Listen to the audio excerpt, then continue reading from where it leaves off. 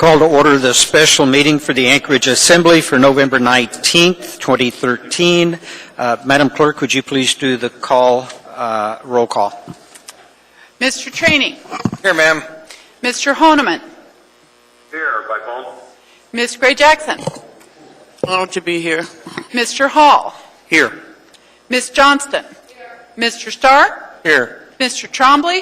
Here. Mr. Flynn. Mr. Birch. Here. Mr. Steele. Here. Ms. Dembowski. Present. You have a quorum. Thank you. Ms. Gray-Jackson, would you please lead us in the pledge?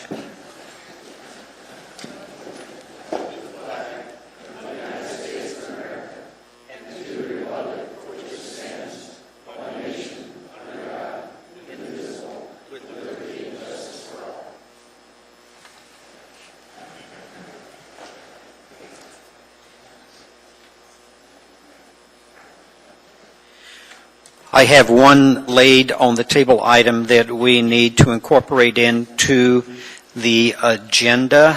If I could have a motion to do that, I would read it. Move to incorporate. Okay.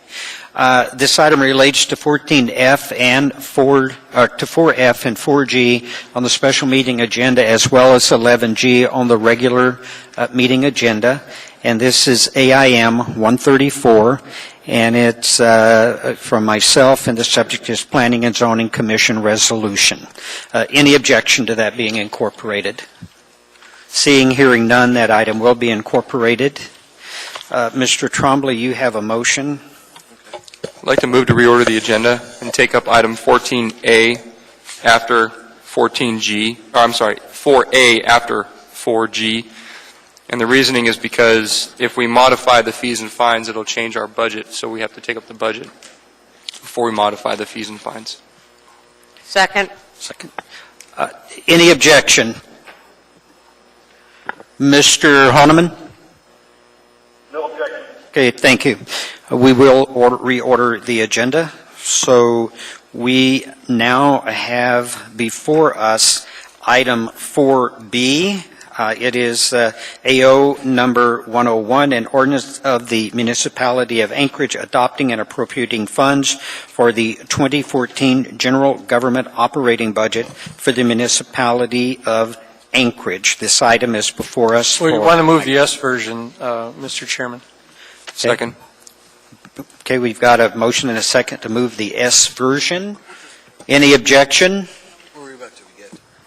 Hearing none, we have the S version moved, and the chair is now, I'm going to go through the amendments in the order that they are before me, and I'm starting with amendment number 1, and that was submitted by L.V. Gray-Jackson, Tim Steele, Dick Trainee. Would one of you like to move your amendment and speak to it? Move amendment number 1. Mr. Trainee? What this is designed to do is, as you know, we are taking care of the transportation inspectors. The problem is right now they only have one part-time inspector. And with the taxi ordinance, one does pass, we'll have additional money coming in. We need to have 2 full-time inspectors to make sure that all the taxis are inspected the way they should be and the public is safe when they take a ride in them. So that's the reason for bringing this forward. It has administration support, I'm told, from Eric Musser, and I think Mr. Vacalis supports it. It's just we're bringing this forward. Okay, Mr. Trainee, would you specify the revenue source? Revenue source is the fees coming in. Okay, thank you. Mr. Flynn? Thank you, Mr. Chairman. I don't necessarily disagree with the amendment. However, I would like to hold off on approving it until we actually approve the taxi ordinance so that we know the fees will be there. And because it doesn't affect the tax cap one way or the other, we could do it subsequent to passage of the final ordinance, presuming we actually do pass it. That's my only comment. Thank you. Thank you. Mr. Chairman, let's ask the administration if that will work for them. I have no problem when we do it. I just want to make sure we get these positions filled. I understand what you're saying, Pat. That works. That'll work for you guys? Okay, I've cleared my screen.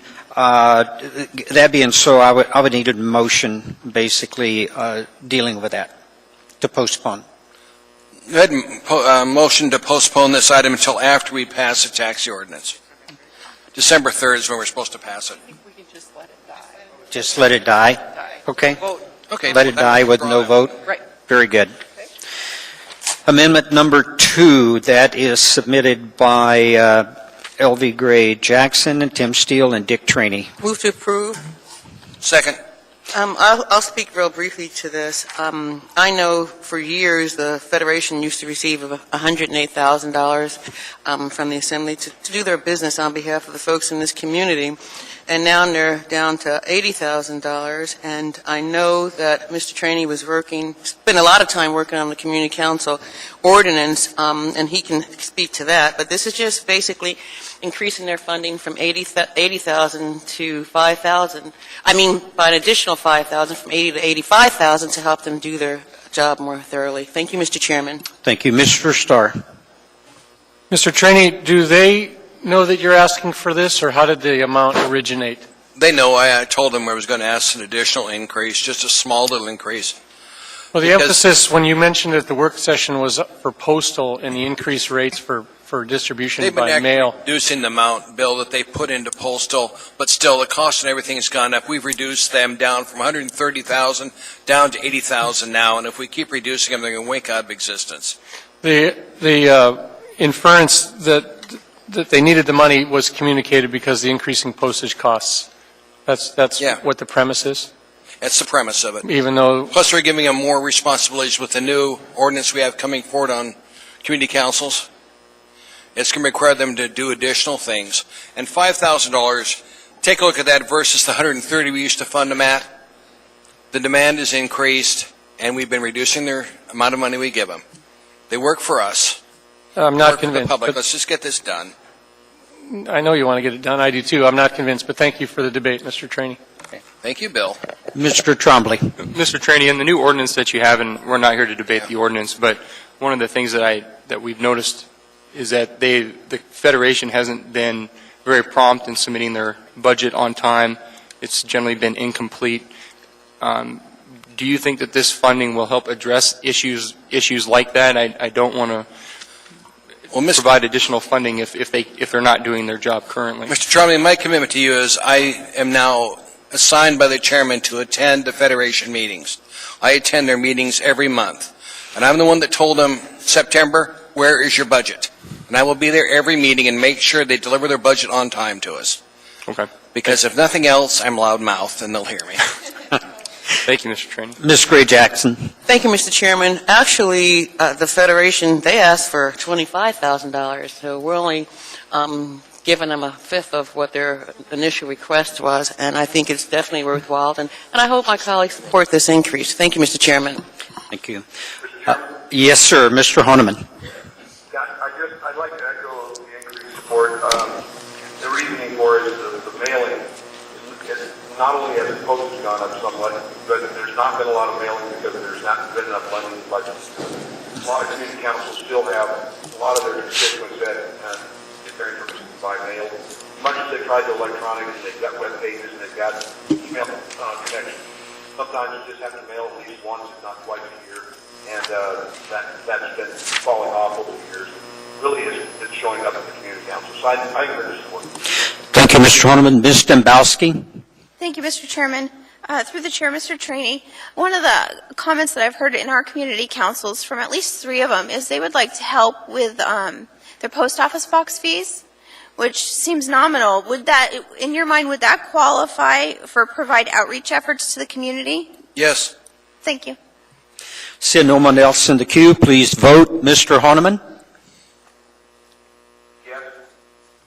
Thank you. That motion passes 10-1. We have before us amendment number 3, proposed by Mr. Trombley. Mr. Chair, I'd like to ask all of the members when they're making their motions to please do it audibly, as well as please push your buttons so that your records are accurate. Thank you. Move to approve. Second. This is a reduction in the proposed property tax increase of $2 million. One of the main reasons for that is we get our budget, or not our budget books, but our assembly packets from time to time. We always see that there's generally an over collection in the amount of property taxes from what we budgeted for to what we've actually got. And while this amount isn't the exact, we do see a continued amount of overcollection in property taxes, and I feel as though an overcollection is exactly that. We have more than we should, and we should give it back to the taxpayers. Ms. Johnston. Question for the administration. We just received our AAA rating. Is this something that our bond raters would be looking at as far as suggesting that we're dipping into fund balance before understanding what our fund balance is? Through the chair, yes, that is correct. Every time I have interviews with our rating agents, they ask me, are you spending money that is anticipated or known? And we received an upgrade because we have really solid fiscal policies currently in place, and this would not represent a good fiscal policy. Another question for the administration. If we had very healthy fund balances, or if our directors did as well as they've done the last couple of years, and actually we've had some budget surpluses, would this be something we could do in first quarter budget revision as we're setting our taxes? Absolutely, and that is what we would encourage. Thank you. Mr. Steele? Yes, Mr. Chairman. I would hope that we would not pass this at this time. We can postpone it if the body wants to, but we do have amendments in here that are requiring an elimination of some funds, some funding that may be coming in, and I'm hoping that that we have the funding to do that. And so I think we're getting the cart before the horse based upon the number of amendments we have here. Okay. Mr. Starr? Well, back to the concept through the chair. Ms. Mahoney, the idea that first quarter budget, we're pretty finite in the amount of money we mill rate for, right down to the penny. Mr. Trombley's point is this, and I guess I didn't put you on the spot with a question earlier. Mr. Trombley's point is this, is that in April we say collect, $243 million right down to the penny. And when we have those monies come in, did we over-collect this year? Not intentionally, but did we collect more money than the appropriation that we intended for in April? In regard to 2013 revenues, we are currently projecting in total to be over budget by $1 million. Okay, but when we're looking at fund balance, it's really important to consider the other side of the equation as well, which is expenditures. And right now, when I look at where we are tracking with expenditures, we're tracking right on budget. So if we're right on budget with expenditures and only $1 million over in revenues, one could construe, assuming there are no huge snowstorms or emergencies or some unexpected expenditures in the fourth quarter, that we might have $1 million excess. But I could not predict that at this point. Well, I like that logic, and we can't predict, but the administration has suggested to take a $482,000 correction against the fact that it hasn't snowed up until date. So, in fact, that you're looking at sort of the anticipation that it's not going to have a heavy snow year between now and December. How is that different than the fact that we already know we've over-collected taxes? And Mr. Trombley's point is such that we only authorized the collection of, what the number was, $243,000, or $237, I should say, and change.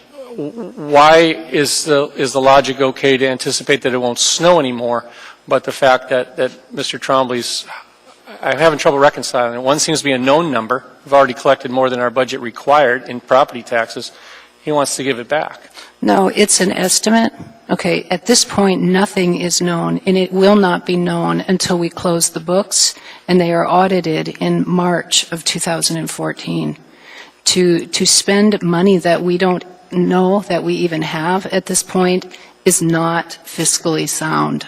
Well, I guess the concept, all the tax collections are in, and you just indicated that we over-collected by about $1 million. So the point is that it... No, that's not correct. What all did the you tax say? dollars are not in. I said that in total, the total revenues, the 600 and some million, we are anticipating at this point in time to be $1 million over budget. of the 600 and some million, a portion of that is property taxes, not all of it. I understood it wrong, then. I thought you'd mentioned that we had collected over $1 million, which the In year total. before we did, but I think this year, I'm not sure what we're trending.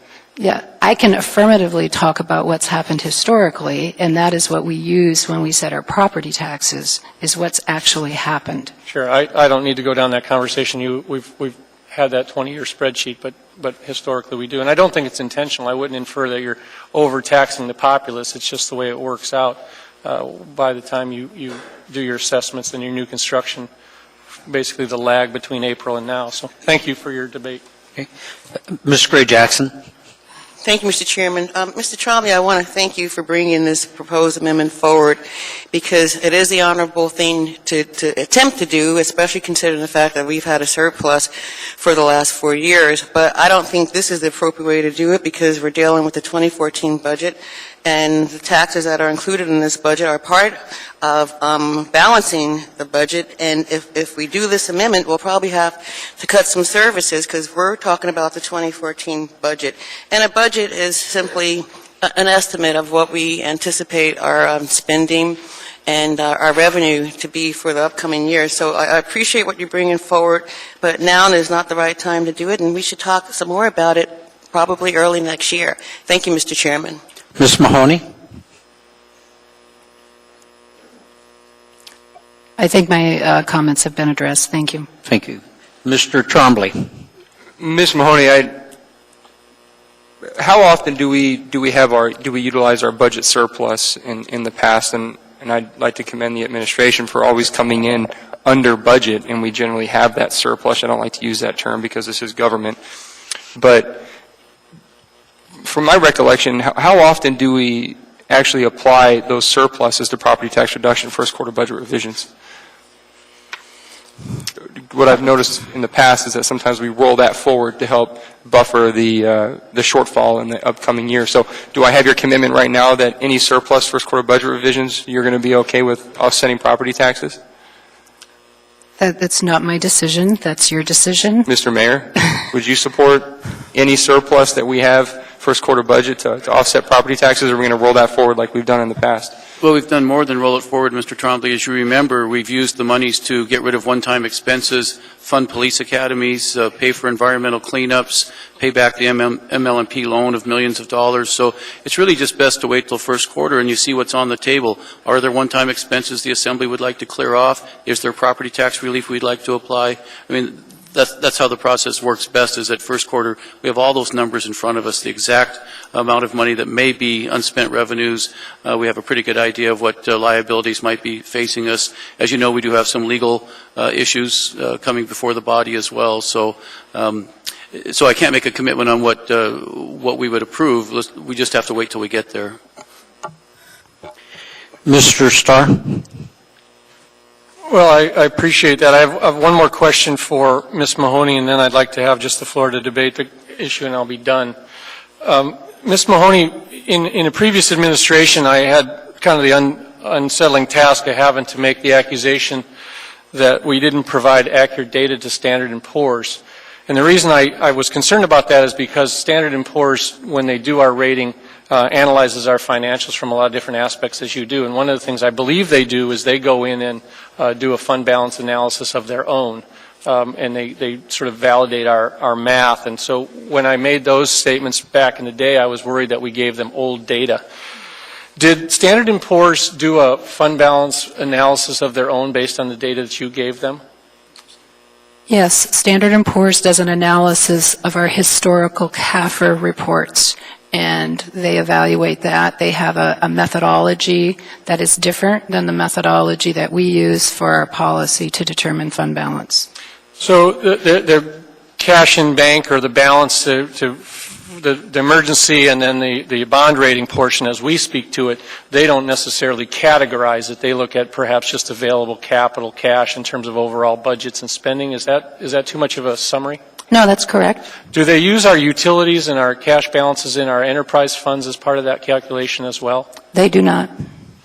What did Standard & Poor's say in terms of response to their calculations on the fund balance? Standard & Poor's said our fund balance was strong. I get that. No, I don't know that, did they give you a percentage? The percentages were, I think, 15 and 17% for the last 2 years. What they do is, you know, they look at the actual fund balance that hits the books at the end of the year.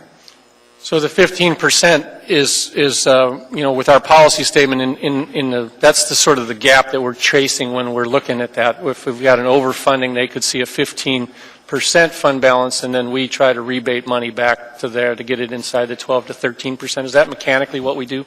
Yeah, so for example, at the end of the year, let's assume it was 15%.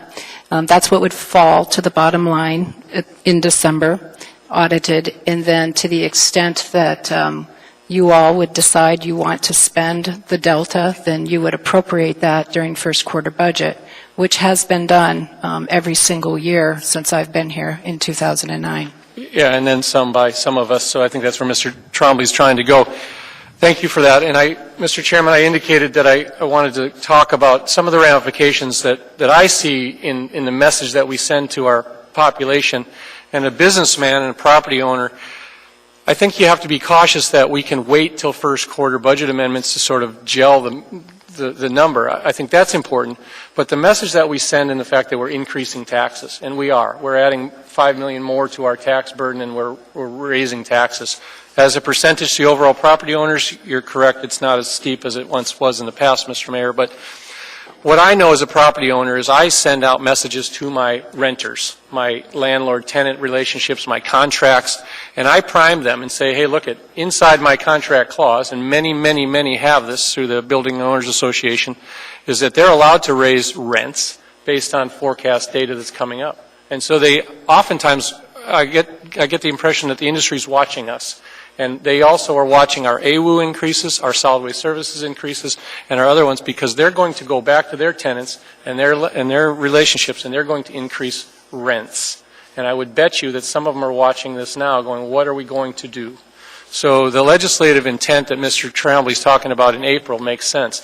But I believe that mortgages, the rating, the mortgagees, the lenders of notes to homes go back into this. And I don't need to see, because we have surplus money that we know of now, I'm not interested in sending a message out to those that say we'll do it later, because I think mortgages will change and rents will change, and that's not a healthful situation. Fiscally, I've looked at it. I think your administration's done a fine job, but beyond the 13%, the 12%, I think we're already there, and I'm going to vote to support this. Thank you. Mr. Trombley? I would like to add to what Mr. Starr said, is that, you know, we see staggering statistics such as 44% of the kids in the Anchorage School District qualify for free or reduced lunch. So what we're going to tell people, again, is that we're going to make that more difficult for them, because we're going to raise their property taxes, we're going to raise their rents, we're going to make it more difficult for those kids. And frankly, I think it's sad that we continue to raise taxes, we continue to raise rents, and we make those decisions harder for people. That's all, Mr. Chairman. Ms. Gray-Jackson. Thank you, Mr. Chairman. Again, Mr. Trombley, thank you for bringing this forward. It's a really nice idea, but I think that it's inappropriate to do this right now. If I'm not mistaken, I believe that if we do approve this amendment, then we're going to have to cut services, because we're in the middle of approving the 2014 budget. Thank you, Mr. Chairman. Mr. Starr?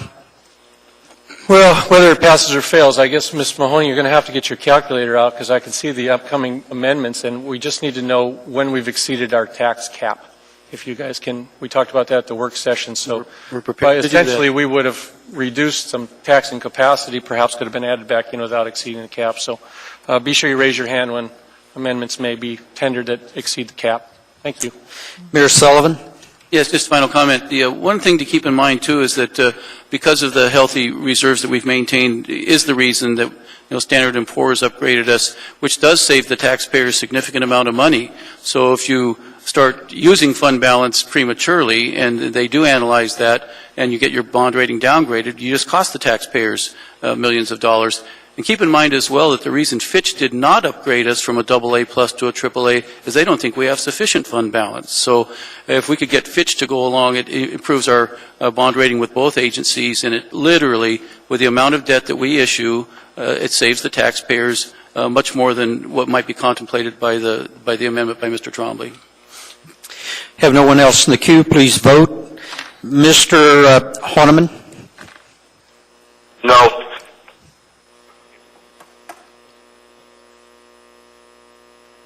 Yes. That motion fails 8-3. We now have before us amendment number 4 by Ms. Dembowski. Ms. Dembowski? Mr. Chairman, I move to approve amendment number 4. I did. I pushed my button. Okay. Thank you. Mr. Chairman, this is a $515,000 increase to the Department of Health and Human Services to provide, to sustain the current level of service in the Anchorage Service Patrol. This body recently, let me just say, the funding source, $100,000 of the funding source would come from underspent South Central Foundation grant, and the other $415,000 is from property taxes. This amendment will just maintain the level of service that we recently approved for the Anchorage Service Patrol Center. It's not going to increase it anymore. It's just going to sustain what we just approved recently. Mr. Starr? Well, I'm going to speak against approval of this, and I guess the idea that it continues to maintain what we have, the challenge is that it also embeds this permanently funded by property taxes, and I'm not going to beat that one down in terms of how I need to keep that under control and in sight. But two concepts. One of them is the budget year's not over. We just used that argument against this last one, and there may be some surplus now, as you say, in the underspent budgeting, but also the anticipation that we want to raise taxes by $415,000 doesn't do it for me. I'm understanding the vital service, but you know, the idea and the methodology early was to relieve some of the transport requirements of our ambulance fleet. I still don't think that reduces the times that they show up for the call. It may ultimately mean who transports what they find when they dispatch. But the cost is the cost. We've got a fine ambulance fleet, and again, the tendency to raise property taxes kind of goes against our district. Ms. Dombrowski and I can't support it. Mr. Trainee? Mr. Dombrowski, did they get the second van on their service they were going to do? Yes, they did, Mr. Trini. Thank you, ma'am. I'll join with you on this because we got their commitment to get the van. I appreciate knowing they've got it. Thank you, ma'am. Mr. Steele? I've got you, Mr. Honeman. Mr. Steele? Yes, Mr. Chairman. I was just going to comment that this is a measure that hopefully will reduce costs. We don't yet have those figures, as Mr. Starr pointed out, but this is an effort to reduce costs to police and fire. Ms. Johnston? This is a question to the administration. We've had the second van in place now for, 3 months? Has the administration found that it has decreased the call-outs for the fire department, and has it decreased cost? And I remember in our past discussions about this, it wasn't just the van, but it was actually the holding facility that had a problem. Is this addressing it? I'll answer all of those questions. First of all, the increase did not occur until around the 19th of October. And as was indicated, it was going to take them some time to basically get some new people trained up. So they've been on for approximately a month. We are collecting the data, but it's too early right now to have a real good, firm handle on exactly what that all means, but we are collecting the data. In regard to the next question, and that is that in the staffing level that was proposed and agreed to, it really does help the facility itself, because what it does do, it puts more vans on and drivers and personnel, and so when and if the staffing level becomes a problem at the facility, then one of those people can come off the van and sit there until the staffing level is reduced. And you still have adequate pickup out there on the streets. So that was one of the reasons that the modification that we suggested to Ms. Drabowski was that this would be the way to do it. And she did agree, as did a couple of the other assembly members, and it does provide staffing level as well as provides the vans out on the street 24 hours a day. Thank you. Mr. Honeman. Yeah, I'm going to speak in support of this amendment, and I understand Mr. Starr's concern as for raising on the fundamental philosophical belief on the raising of the taxes. We have to pay for what we're doing, and we're paying a police officer, a firefighter, and an apparatus and their staff to go out in lieu of doing a community service patrol or ASP, Anchorage Safety Patrol. It makes financial sense, and it also makes operational sense to not tie up our emergency operations, for something that we know is a concern to our society, but in our communities. But this is the best way to approach it. I support it. Thank you, Mr. Honeman. Mr. Starr. Mayor, are you working with the South Central Foundation, I thought, had changed their funding scheme and sort of their support of this overall? Is there anything you can add to the table? And I guess the second question is, why didn't you put it in your budget? We'd agreed with Ms. Dembowski that she would be the lead on this, and that we are, and as we said when we temporarily funded for the end of this year, that we would be looking for other grant sources, and our folks at Health and Human Services and our legislative package are going to reflect that we're looking for other funding sources as well. So the S change, that I guess, not to put you on the spot, but I guess Ms. Dembowski is free to move the amendment and raise taxes, but what I want to know is what was your policy towards it? Is that something that the administration is going to be happy to see, or how do you want to? We support the amendment. What about the one that I moved later on in the capital plan that talks about some of the state requests for funding to it become more of a state challenge and concern for that? Do you want us to move that one, or should? Let's wait till we get there, I think. Well, I guess that's my point, is that I feel that in moving this one, we're going to always embed this into property tax. And I guess my logic in the discussion would be to look at it from the angle of just that. Is this a bigger problem than just property taxpayers should pay for? And again, with the sort of the limited range and the focus of that, I'm not trying to be territorial. I'm community driven in all the topics, but I just don't see that it's a focus argument to make. And do I believe in it? Yeah, I spoke to the work session of it. I just agree that we ought to have the conversation with the state and various entities that could help us in the past. So I'm not going to be supportive. Ms. Dembowski. Thank you, Mr. Chairman. I look at this as a life safety issue.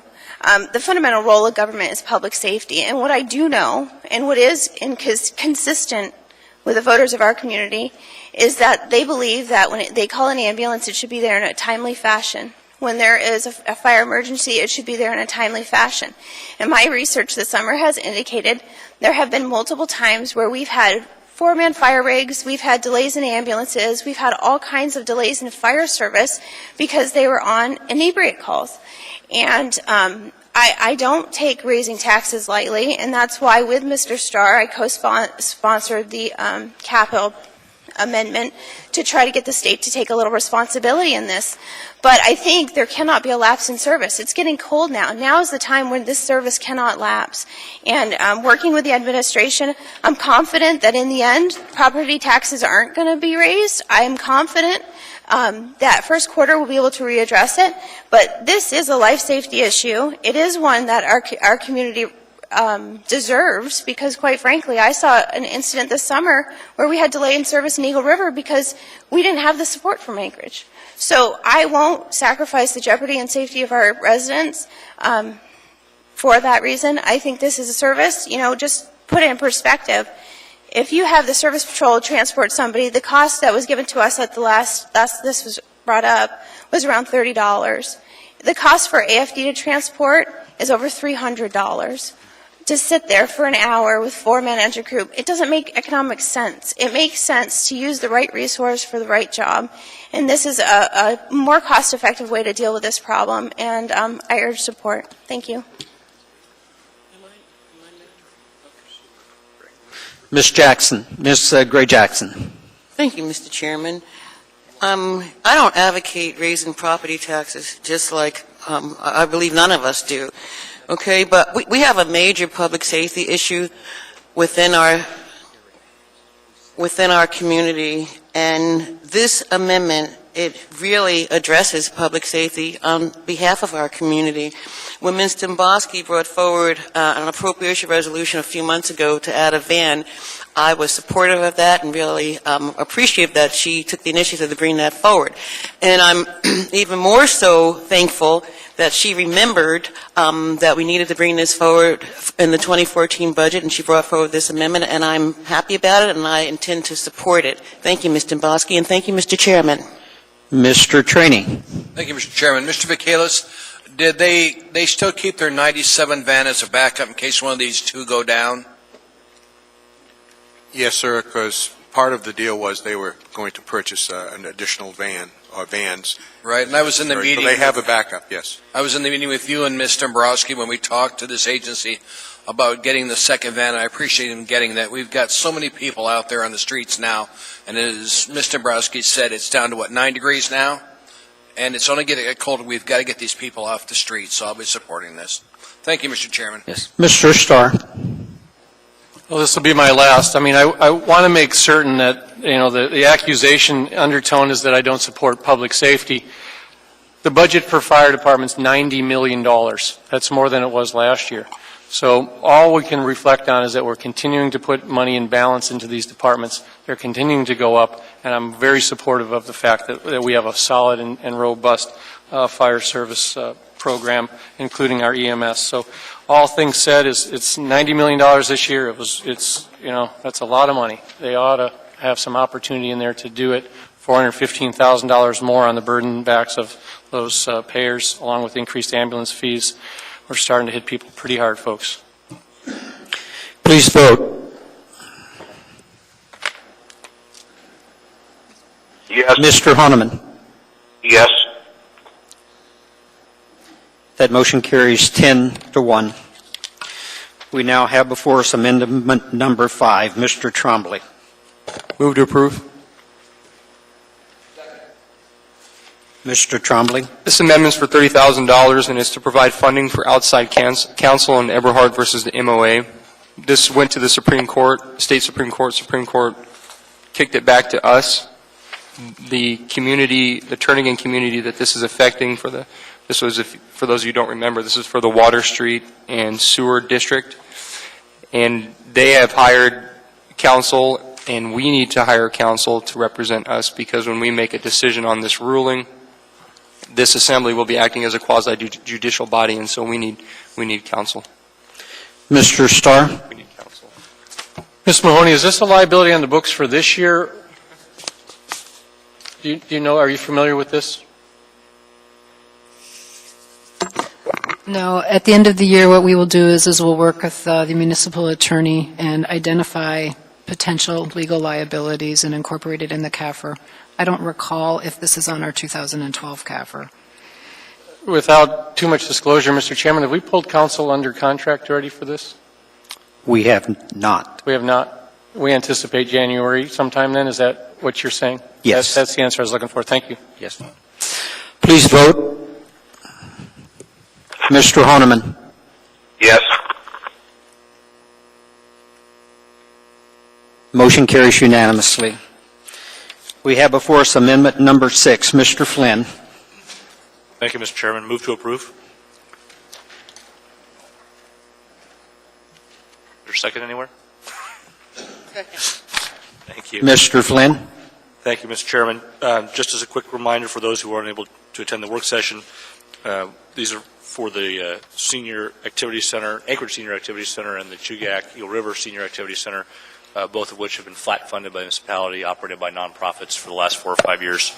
And so this will give them a small adjustment to account for inflation. That's all, Mr. Chairman. Mr. Trombley. Mr. Flynn, at the work session when we dealt with amendments, we didn't get too much into discussion as far as the contract that the groups are currently operating under. When those contracts come up for approval, can the contracts be adjusted to account for this, or why do we have to do this now and not during contract negotiations? For the Anchorage Senior Activity Center, the contract expires this year, and so if we do not identify the funds available now, and there's an increase in the contract cost, then we're going into fund balance if we approve it first quarter of next year. I'm not sure. I think Chugiak Eagle River is also up, but I wouldn't swear to that. Mr. Vacalis, do you know on the latter? We're not sure. Back in front of them. Okay. But the idea here is to give the administration flexibility so that should they come to an accommodation over a contract increase, they have the dollars available to do it. So, Ms. Mahoney, when you guys put together the operational budget, there was assumed flat funding for the renewal of the existing contract this coming year? That is correct. And if there would be contract increases that would be known to us, we would incorporate them at the first quarter budget process. Are we kicking everything to first quarter budget? That was in jest, I'm sorry. That's all. Please vote. That's what it exists for. Mr. Honeman? Yes.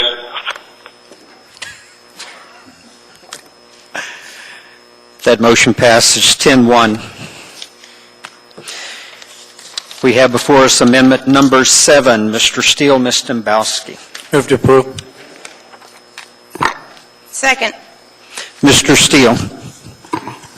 Yes, this is a placeholder for implementation of the public participation task force recommendation that we improve communications here in the chambers.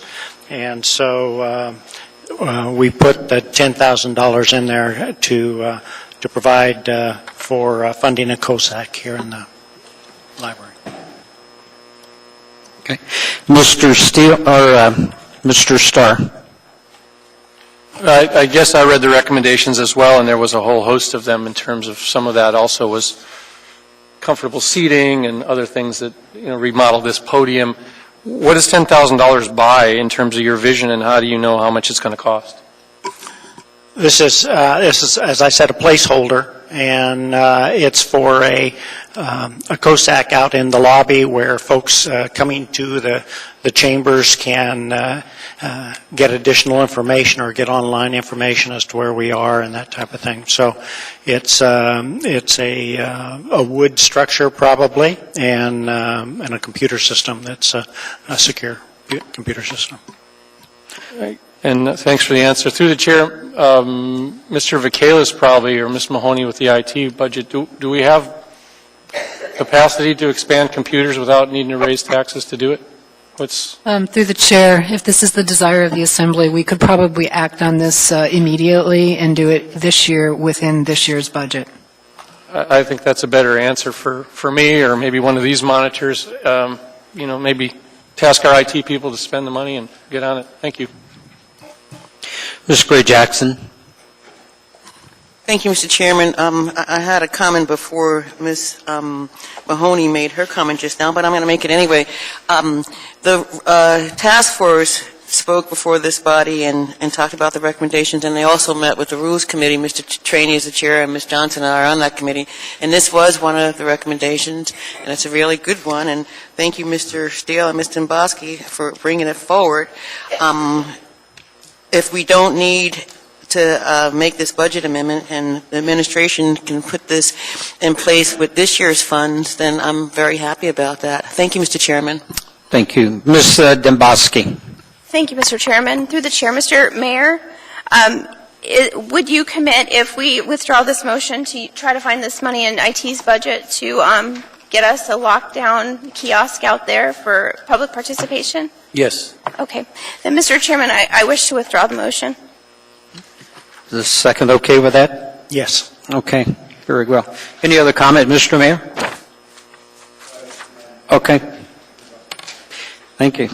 We now have before us amendment number 8. Mr. Birch. Yes, this basically relates. I need a motion, Mr. Birch. Oh, my mistake. I'll second. Moved. This basically relates to the omnibus rates and fees package that we have, and it enables the long-standing discussion we've had with permitting up to 5 false alarms per property, and it also includes a mandatory annual reset, which is not included in code. Mr. Starr. Mr. Birch and I spoke a little bit today about the concept, and I peeked up on the licensing charge that we already put to the users of alarms, in that one of the concepts is that there isn't a record-keeping system on the number of false alarms if a business changes ownership or a home changes ownership, and you could potentially send a bill to somebody that just bought the house and inherit somebody else's 5 false alarms and get yourself a bill. I guess I'm going to urge prudence on this and not support it out of the respect that we pursue it via the action item in front of us, and then also maybe revisit just the accounting of the fees collected annually for registration and try to get a little sharper on this. I'm not interested in sending police up to that, but there's other workarounds that homeowners and residents should probably be allowed to do first, and I think that's this is a little bit tough on me to say that we haven't tried all those avenues first. So a no vote. Mr. Chairman? Yes, I've got you, Mr. Holman. Ms. Gray-Jackson? Thank you, Mr. Chairman. I'd like to hear what the police chief has to say about this amendment, because I know that there was some conversation on this subject a few weeks ago. Thank you, Mr. Chairman. Chief Mew?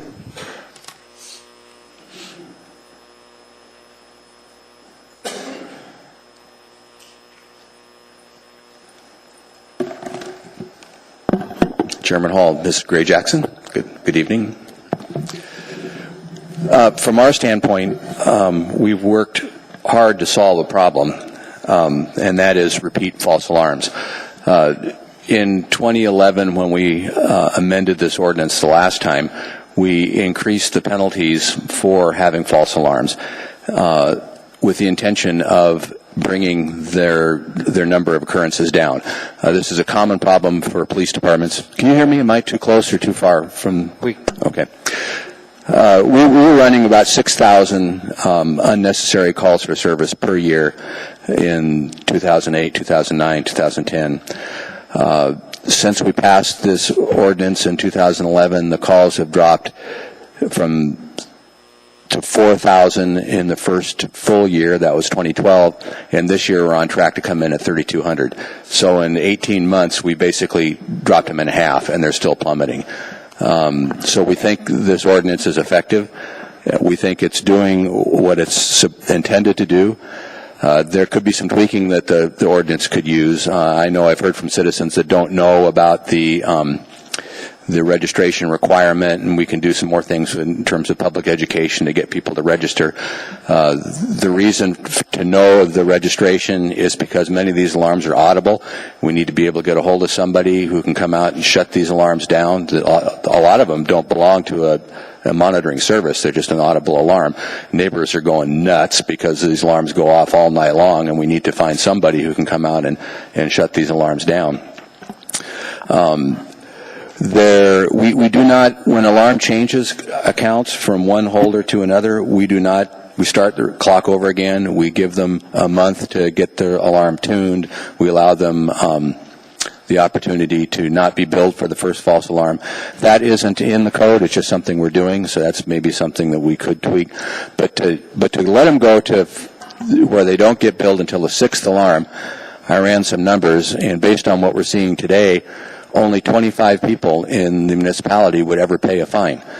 I mean, that would turn we're going farther back into the past than the place where we were when we decided to cry uncle and tighten the ordinance up. So it's not a revenue item. I know this returns some money to us to offset the revenues, but it's really not about revenues. It's about trying to suppress the repeat calls for service. It's a problem all across the country. We've modeled our policies here after Lincoln, Nebraska, which had very good results in suppressing their false alarm calls. I stress that these are calls that are an event that never occurred. This isn't going to real alarms. This is figuring out a way to not have to go to alarms that are nuisance. They are equipment that is not working correctly, or people who are not using their equipment properly. Thank you for your comments, Chief, and thank you, Mr. Chairman. Thank you. Mr. Honeman? Well, the chief addressed, I didn't realize the chief was there, so he addressed pretty much what we've been discussing openly, if you recall, Mr. Chairman, at the Public Safety Committee there have been some residents that came in with some great ideas and suggestions. The department is willing to look at modification of their database and also the tracking, as well as perhaps suggesting some code change that might make the policy better. And I would caution the body that even though there's fines and fees involved in this, that it shouldn't be one of those things that we're targeting a certain amount of dollars coming in as revenue, because that's not what it's about. The issue really is about making sure that our officers, again, emergency personnel, are not going to the inebriate, that they're not going to a false alarm, that they're going to one where there may actually be a crime occurring and where the emergency really needs to be. So I will not support this. Thank you, Mr. Holland. And Ms. Johnston. Chief, you mentioned something that just kind of piqued my interest. So when you did your matrix and you said that only 25 would pay a fine if this went into existence,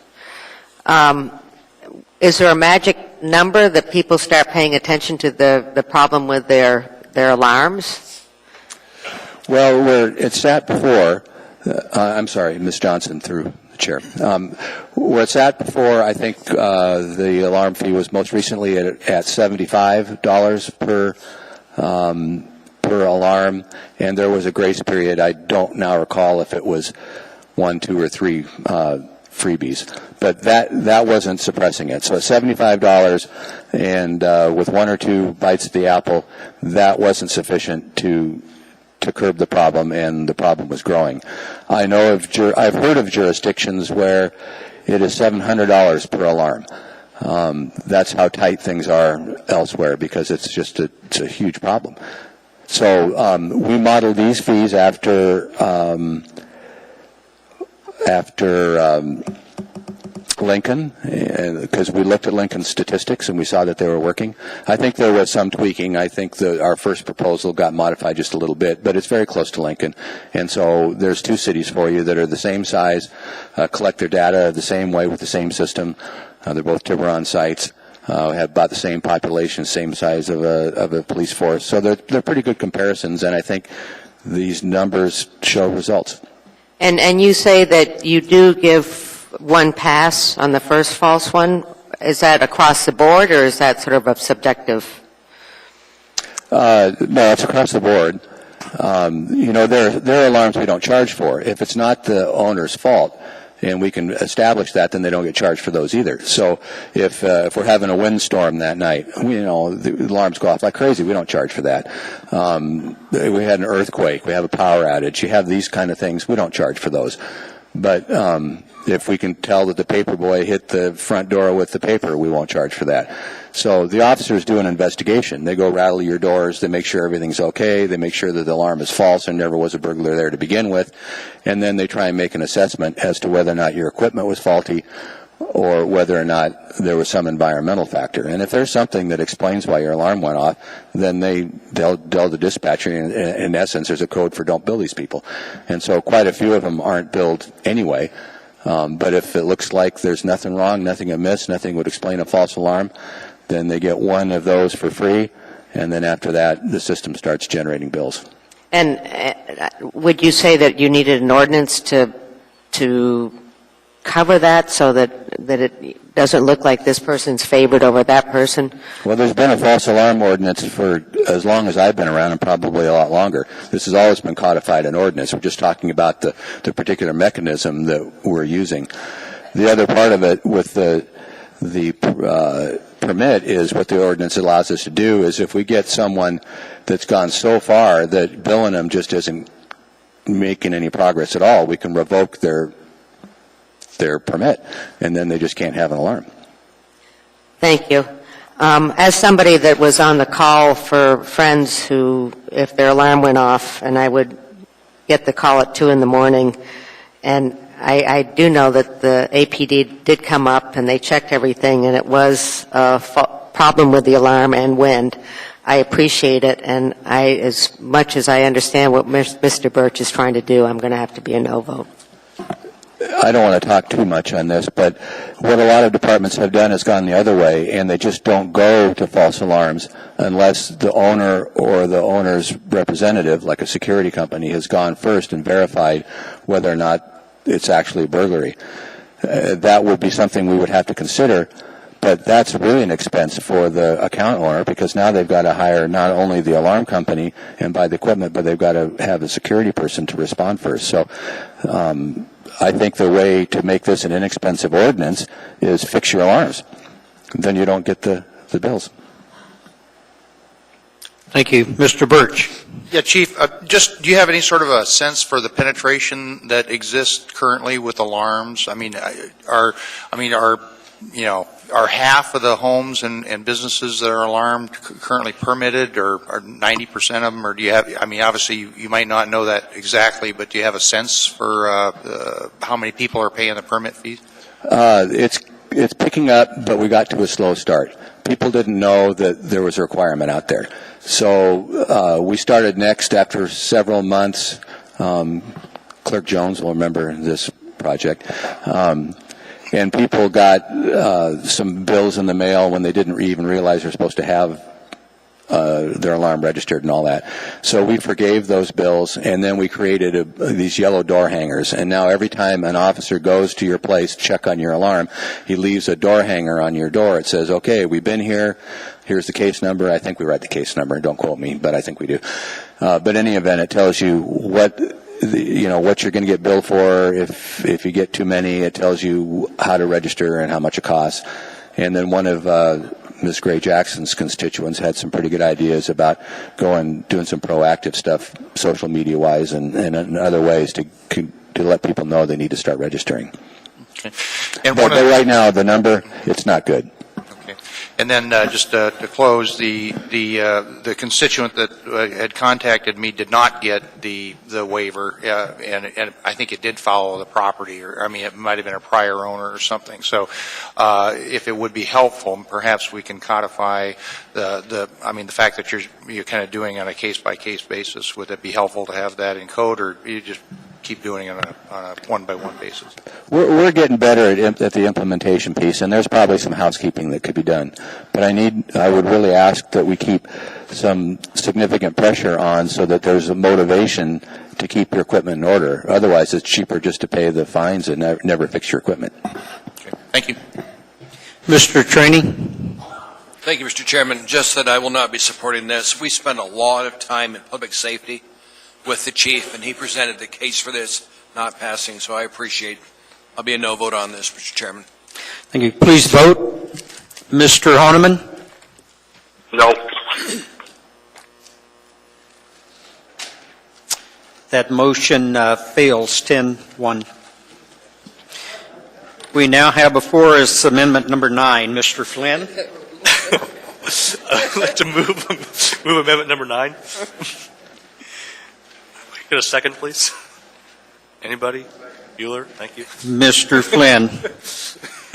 Mr. Chairman, this is the public transportation amendment that would reverse the fare increase, which is why I asked that we take the fees and fines bill up after we wrap up budget amendments. Simply put, we have a subsistence level public transportation service at this point, and I don't think that the service improvements that are contemplated with the fare increase, while welcome, are not sufficient to justify the fare increase. I will note that one change that we're making in the fees and fines bill I think is appropriate, to change monthly passes to 30-day passes. And so we'll have to sort of finesse that when we get to that if this passes. Thank you, Mr. Chairman. Thank you. Mr. Trombley? Mr. Flynn, it's always bothered me that no past or future current past state legislators ever proposed making funding local public transportation part of the operational budget. That's always really, really bothered me, and it's unfortunate that Alaska is one of the few states that doesn't do that. I do recall, though, at the work session we had in dealing with the fees and fines, we're currently, with the proposed fee increases, will be about 5% above the average, but at the same time, Anchorage is 18 to 20% higher in the cost of doing business. What I am concerned about is that if we don't raise the fees and we kick it back to property taxes, in your opinion, are we simply just delaying the inevitable massive fee increase at some point in time, or do we gradually increase it over time? Because as you can see from the worksheet, taxes currently subsidize public transportation at 58%. With the proposed added service and the fees, we reduce it to 57%. The cost of the department currently is 16% reliant on fares. With the fare increases, it goes to 19%. I'm just wondering, do you feel as though we're delaying the inevitable massive hike, or should we do it slowly over time? That's what I'm afraid of with this. I'm not sure if there's a rhetorical question or a direct one. Well, no, it's a direct, and I guess I could ask the Director of Public Transportation, Mr. Wilbur, if he wouldn't mind coming forward. I guess it was more rhetorical than Mr. Flynn, sorry.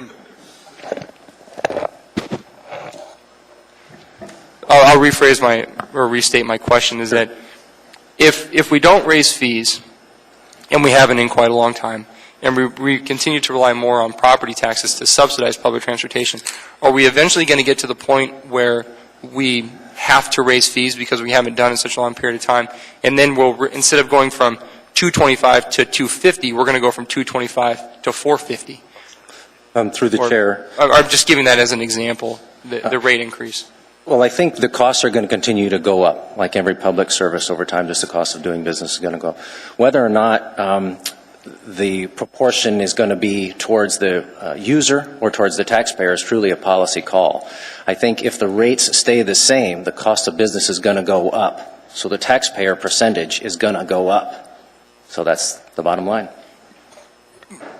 Or do you foresee into the future, though, that we continue to rely heavily on property taxes? Yes. And we will continue to do that. Obviously, it's never going to be 100% pay for service. But what I'm curious about is that if we don't raise fees and we continue to rely heavily on property taxes, is it going to get to the point where we have no choice but to rely heavily on property taxes and to massively increase fees? Do you see that coming in the next 6-10 years, or should we incrementally do it over time? What's your opinion? My opinion is that we need to implement this. At some point, if this body wants to raise fares, that jump is going to get bigger the longer you wait. Okay, thank you. Ms. Gray-Jackson. Thank you, Mr. Chairman. I'd like to thank Mr. Flynn for bringing this amendment forward, because I thought about bringing it forward myself. And the reason why I didn't is because we heard from the Transit Advisory Commission that supported this, the Mobility Coalition that supported this, and also we got a letter from the Senior Center saying they had no issue with this. But because I'm a big transit advocate, I'm going to be voting yes on this amendment. Thank you, Mr. Chairman. Ms. Johnston? Yes, you might want to stand here. It's maybe a question for you or Mr. Flynn. With your fees increase, one of the things that you had suggested was actually doubling on a couple of your routes, your high. What would you do if we did this? Would you still increase those routes to every half hour? Can I jump in here for a second, Lance, before you answer? Is that okay, Mr. Johnston?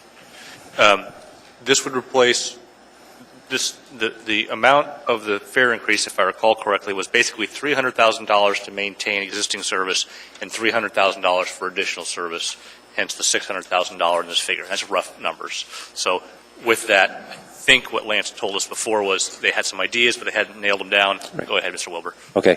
So with the $600,000 increase through the fares, we would use $300 for supporting existing service and $300 to support additional service. The department's recommendation would be to look at the Route 75 because that's one route we have a lot of overcrowding. We have a couple others that we would like to, but we'll only be able to do one. Okay, thank you. I actually will be a no vote on this because I think Mr. Wilbur did a great job of presenting his fee increase, and I agree with it. Mr. Starr. Well, Mr. Wilbur, that is a compliment from me, too. And what I see is always sort of that deep level in the weeds from you. And I think that's carrying a lot of weight for me, that you get in there and you scrub it. And we see a difference, not that last year was more generically across the board, let's just raise fees because it's time.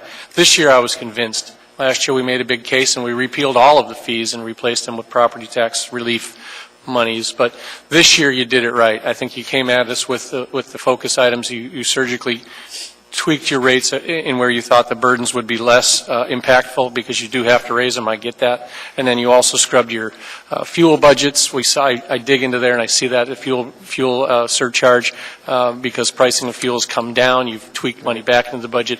You're running it like you should, and that's a compliment. And so the idea that you've asked for it, I think that's our job, is to support it when you can justify it. And so I'm going to be a no vote on this one, and we'll talk about it again at the omnibus, I'm sure. Thank you. Thank you, Mr. Starr. Mr. Birch. Yeah, if I remember right, the user contributes, was it about 20% of the operating cost? That's roughly correct, yes. Roughly, so Yeah. basically $1 out of 5, and yeah, that's what I recalled for the work session, but thank you very much. I will be a no vote on this. I think it's a sufficient subsidy at this point. Thank you. Mr. Flynn. Thanks, Mr. Chairman. Just from wrap up, I direct folks' attention to page 3 of 4 on the backup to the S version, noting that public transportation is reducing costs associated with fuel by $135,120 in 2014. So it's not just that costs are going up, it's also that there's more demands for service. And, you know, I represent an interesting district. Half of it never uses the bus. Half of it depends on the bus more than any other part of town. And so I don't do this, you know, to get votes. I do it so people can get to work, and so people can get home, and so they can take care of their kids and support their families. This is important to me, and I appreciate the concerns about subsidies, but I will tell you, I pay a lot more for roads that you people drive on than you do, and I don't drive on as much. Thank you, Mr. Chairman. Mr. Trombley. Mr. Flynn, I appreciate the passionate speech, and I understand I represent a district like that as well. And I'll tell you, my concern is what Mr. Wilbur said, is that if we don't gradually increase fees, at some point in time we're going to find a massive hike, and so we got to find a balance somewhere. So I completely understand what you're saying. Mr. Vikalis, is the city exempt from state fuel tax? Does anybody know that for the fuel that we put in our buses? Is there an exemption on the state level so we don't pay that 8% tax? I do not know, because we negotiate. Or 8-cent tax. We negotiate normally bulk fuel, and I'm not sure how that all works. So I'm not sure. The only reason I ask is that might provide quite a bit of savings if we could get the state legislature to support that. That's all, Mr. Chairman. Thank you. No one else in the queue, please vote. Mr. Harmon? Yes.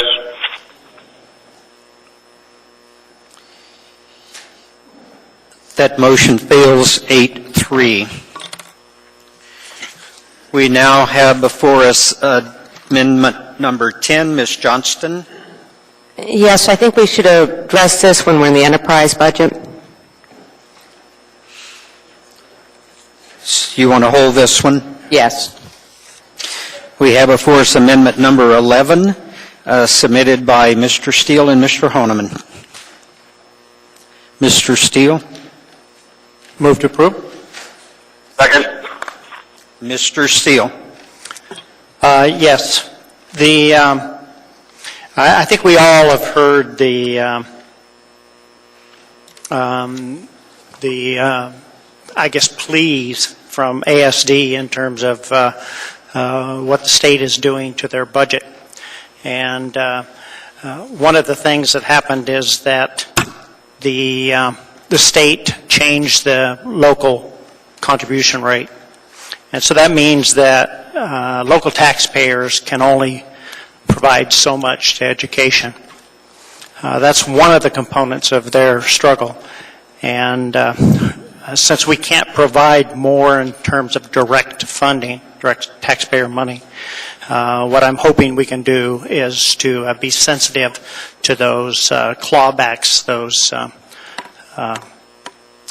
funds that we charge the school district for various things. And this is a measure to roll that back. Thank you. Mr. Starr? Well, this one here is, we've talked about it at length, and I realize Mr. Steele's kind of new to the body, but one of the things that we do when we set the mill rate on behalf of the school district, when we approve their budget in first quarter, we talk about the mill rate collections and how much of our taxes goes to the school district, and we end up writing them a check for that full amount. And I find it, challenging that we wouldn't charge them to collect the fees and dollars across the municipality in terms of the property taxes, as well as pass off the opportunity to pass through their share of the bad debt. And so I guess that, the concept is that the municipality does in fact have the authority to tax and collect, but the burden of that collection should be passed all the way through, much like the cost of credit card managements and all the other expenses that go into running an entity. So we can't go down that road too far where, we start to carry the burden of our education system on our shoulders, and the cost of collecting their taxes is a real part of that. The number, as we talked about the work session, should be corrected by the maker too, just to provide that incentive for clarity. I don't think it's actually 510,000. But irrespective, I'm a no vote. I don't think the school district's clamoring necessarily to say, give us that. I think they get the luxury of a known funding source. We write them a check for exactly what we budget, and that's a benefit in itself. Mr. Flynn. I've got you, Mr. Harneman. Thank you, Mr. Chairman. Actually, Mr. Starr touched on one of the questions. My recollection from my notes is that the actual amount that we charge the school district is $265,000. Is that correct? Through the chair, the bill for 2013 is $237,000. 237. Okay. So with that, Mr. Chairman, I move to amend the amendment to change the number to $237,000. Second. Any objection? No objection. Okay. We've changed that to 230? 237. Thank you. Mr. Horniman. Yeah, I appreciate the information, Mr. Starr, that presented as far as what we're doing in general government on behalf of the school district. But the simple fact is the school district is not a taxing authority, and they don't have the authority to collect one penny from the community, from its residents for the school purposes. So it's left to the burden of the municipality. And I find it ironic that realistically we might take it out of the left side of the wallet or the right side of the wallet, but it's still coming out of the same wallet of the individual. So it's really more about shuffling of dollars. And I think Mr. Steele is right on when he's discussing the fact that through the Alaska State Legislature and the Senate, where they kind of hamstring the local community in the sense that if you want the state dollars to the maximum amount, you can only collect a certain amount in local millage, and that's somewhat troubling because then the community itself kind of left holding that as a decision-making process. And so I think that we need to be very careful about what we're billing, because realistically we could go down to the Nats tack on, if we, in the general government, I know we've held meetings in some of the school facilities after hours, and to my knowledge, we don't get charged if we're a government entity. And they could easily charge us back, and so we have to keep track of that, and pretty soon we're not using it. That doesn't do anybody any good in our community. So we're one taxing authority. It's the general government's responsibility. It's been done this way for years. It's only been since this administration that we've been actually charging the school district, to my recollection. And I could be wrong, so forgive me if I am, but I think it's, we're at a point now, particularly with their budget concerns, that we need to be very careful about how much more of a burden we put on the school district's budget when it's not going to do one penny of this is not going to go towards an education process in a classroom. It's all about an administrative function that this municipal general government has done for decades without filling the school district. Mr. Birch? I'll be a no vote on this. I think the issue is one of accountability, and this is basically allocating the cost of collections of the very same tax monies that are supporting the school district. Thank you. Ms. Gray-Jackson? Thank you, Mr. Chairman. And, we need to keep in mind that this policy has not always been in existence. It's a fairly new policy. And Mr. Horniman brought up a really good point. Our community council meetings, at least most of Mr. Trainey's and mine, are held in in elementary schools, and it would be really disastrous if the school district decided, well, we need to make you start paying for this. That would be very troublesome. Thank you, Mr. Chairman. Thank you. Mr. Steele. Thank you, Mr. Chairman. I do want to reiterate that what Mr. Honeman said. The school district is not a taxing authority. I used to call them a begging organization because they get the funding that they can convince others to give them. They are in the process right now of trying to decide on major cuts. We can't give them more money, but we can help them avoid costs. These are municipal costs to send out the tax bill, not the school district. Please vote on the amendment. Please vote on the amendment. Yes. Everyone wants to get that reset. You're voting the amendment, not the final.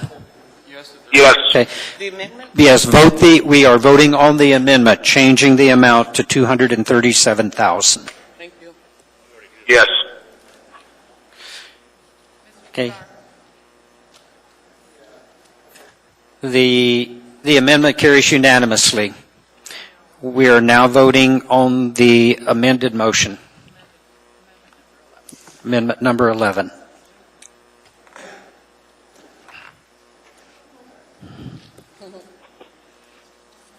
Mr. Honeman? Yes. That motion fails 6-5. We're now on Amendment 12. Assemblymember Starr. Move to approve.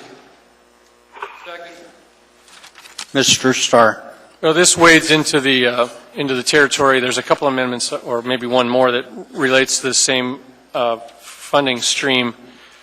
When we had that change that came out of Juneau, we had some uncertainty as to just what that actually meant, and so we provided sort of a buffer and reserve fund that we held on to, and 2 cycles now have passed, and I think that we anticipated to put into reserve more than we needed.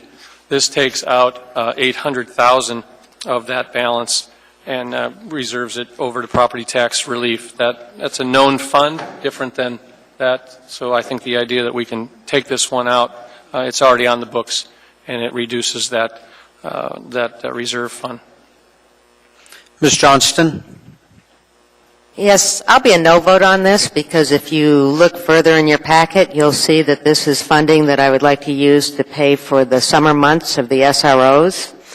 And I think that is, for some of the reasons that folks voted for the last amendment, I think that's more important at this point than taking this off for property tax relief. I think that $750,000 to pay for the SROs who at that point are working for the municipality during the summer months is far more important. Thank you. Mr. Starr?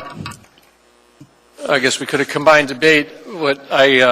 I'm challenged by the next one because I think it's a one-time thing, and that doesn't permanently solve the problem, Ms. Johnson. So the idea that this is a one-time move, once we do that, we won't typically bolster that fund up again for any reason. So I want to remind those that because we're going to move the SROs doesn't provide a permanent funding source. I think these are one-time monies. It reappropriates the books, and quite honestly, they were tax dollars to begin with, and this is really just the final rebate back to the taxpayers from the over-collection that we encountered. So I think that it's 2 topics. One of them is one time. Ms. Johnson has another idea in mind. So, yes. Ms. Dembowski. Thank you, Mr. Chairman. Through the chair, Mr. Starr, just for clarification, this says reduced fund reserve currently being held to offset previous anticipated revenue shortfall.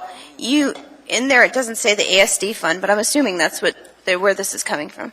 Well, actually, it's not in ASD's money. The fund reserve that I use here isn't to be confused with fund balance. It's an account, and it shows up in the finance department. There's a reserved amount, I should say, not a restricted amount, but an area that we set aside. Yeah. Reserve amount for ASD. Yeah. And Ms. Mahoney, what is that number? How much do we have in there? Through the chair, we currently have budgeted as an operating expense $1.5 million in finance. and it's to adjust for the ASD amount. And so what Mr. Starr's amendment would do is reduce the budget from 1.5 by 800,000. Okay, and so what we had noted, however, earlier is that we anticipated, due to the lower enrollment, that that would leave us with about a 1 to 1.1 fund balance in 101. It would fall in Fund 101. We don't separate it specifically for ASD. Thank you, Ms. Mahoney. Yeah, and I don't intend to wipe it out. I think there's still a little bit of cushion in there, but it's this movement that I think reconciles a little bit cleaner based on what happened a couple years ago. Mr. Birch. Yeah, I'll be a no vote. It's my understanding that this is contributing to our basically account balance and our good credit rating, and I don't see this as necessary at this time. Thank you. Mr. Starr. Ms. Mahoney, is that true on the S version on page 1? I guess it's 1 of 4 on your spreadsheet in the back. Is what Mr. Birch said correct? To the extent that the 1.5 million this year is not spent, it would just fall to fund balance. Yes, that's correct. But then you come back trying to bolster that back up. Is that the way I understood it? You want to bring it back up to a reserve? Well, what we did for the 2014 budget is we recognized that we were $500,000 short in terms of our commitment, our previous commitment to ASD to the 1.5. So we taxed an additional $500,000 to keep it whole. And so what you're doing is saying we don't need to keep them whole. We don't need to keep that much money available because the school district doesn't need it. So for 2013, it will likely fall to fund balance, and for 2014, what I hear you doing is you're just reducing your operating costs to fund it. Correct. And I guess we've talked about it. Do you concur with that? It's the will of this body. It's not my decision. Okay. I mean, I won't press you on the fund balance question as well, but we're about to raise it again at the next amendment. So I think it's a fair use of the money, and I don't find that I want to jeopardize our fund balance either. But again, duly noted that it's a range of fund balance that they recognize between the 12 and the 13% overall. And I just find to have this money tied up, Mr. Birch, the only way we could really use it is if they have a funding shortage at ASD. And I just don't find that that's going to happen in this capacity. The state's funded at a certain level. So the idea that it's sitting there in fund balance doesn't really do anything for the purposes of use. It can only be used for fund balance carryover. Ms. Johnston? Yes, I'd like to amend the amendment and amend it to 500,000 as opposed to 800,000. One second. I'd second that. Any objection? Please vote on the amendment. On the amendment. The Yes. amendment from 8 to 5. Thank you, Mr. Honeman. Mr. Chairman, I'd like to be in the queue. I didn't... I've got you, Mr. Okay. Starr. That motion carries unanimously. Mr. Starr. Well, I guess, Ms. Mahoney, I wiped out my calculator. How much have we raised taxes so far tonight? I think 503. 503,000. Okay, thank you. Okay, thank you. Okay, we're back to the original motion as amended, and I have no one in the queue. Please vote.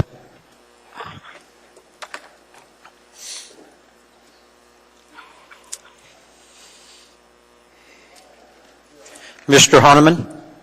Yes.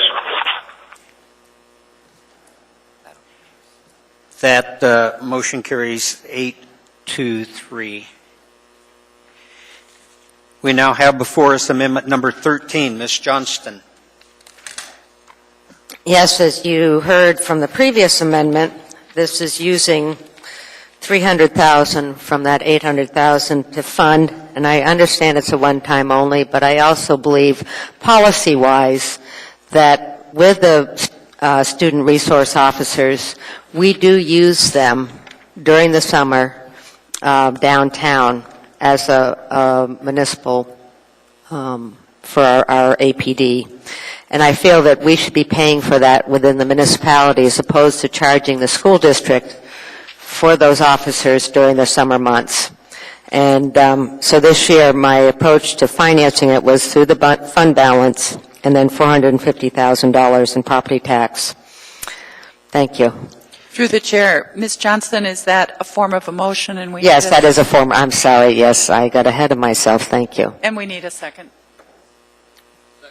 Thank you. Mr. Steele.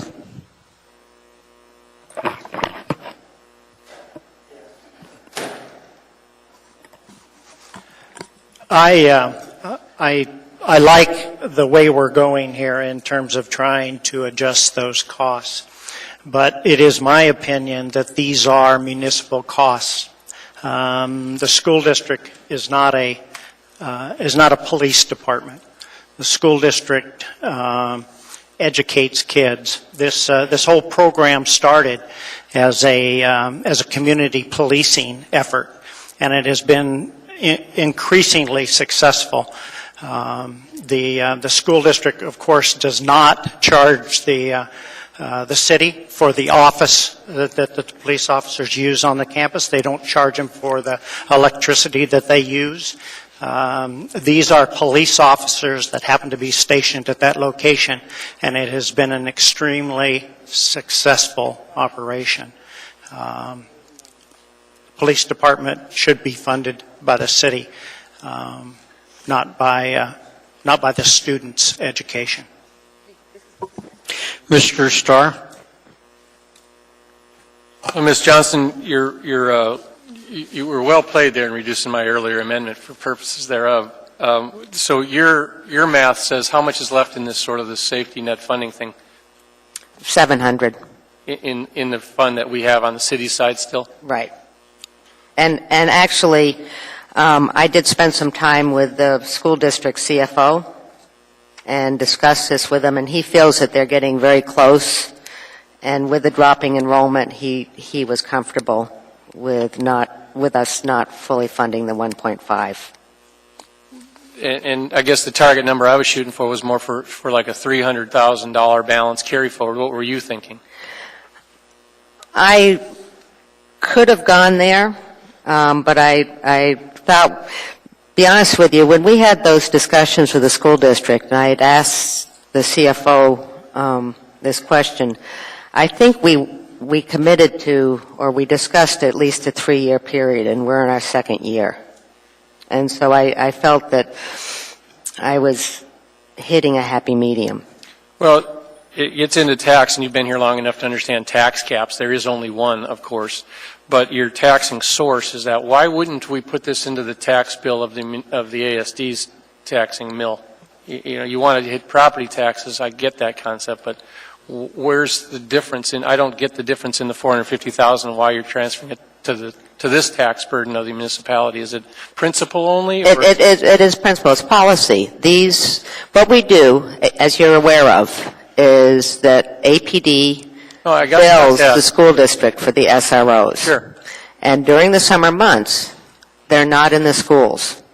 They are downtown policing on their bikes, the downtown district, which we know in the summer we need, because the summer is a high sun, long day, can be rather extraordinary. And so I feel it's great for the municipality and for APD to have these officers downtown. I'd much rather have them downtown than sitting in a school and really not having anything to do. But because they're downtown and they're policing from municipality, I don't feel we should be putting them within the on the school district side as far as taxing. I get your message. I'd like a fourth squad car in Eagle River every now and then too, but I guess I'm back to this trend that it's one time and then it also relies on that. And you're right, and I'm very well aware of that, and this will be a discussion again next year, and I'm aware of that. But at this point, policy-wise, I do believe that they are working for APD, and we shouldn't be charging ASD. Mr. Birch? It's my recollection that the school resource officers started out as a grant program that the school district had secured, and that that grant ran out, and the taxpayers are basically, carrying the ball from this point forward. So I guess I kind of struggle with that from the standpoint that it was. Again, I don't know what sort of trailing obligations there are with that grant. Hopefully none.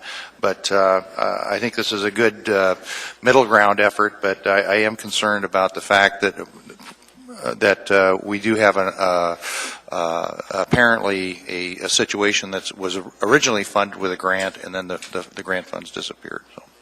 Mr. Chairman? Thank you. Yes, Mr. Honeman, I've got you. Mr. Trombley? Ms. Johnson, you talked to the CFO, and one of the selling points with ASD, but one of the selling points to push this amendment is you're saying that for the time that they're not in the schools, they're downtown, they're riding their bikes, they're doing that. So the total amount is $1.5 million, correct? The total cost is $1.5 million for the SROs? I think it's more than, I think it's $3 million. So this is to cover pay for just the 3 months? Just when school is not in session. Okay, and Chief Mew, I have a question for you.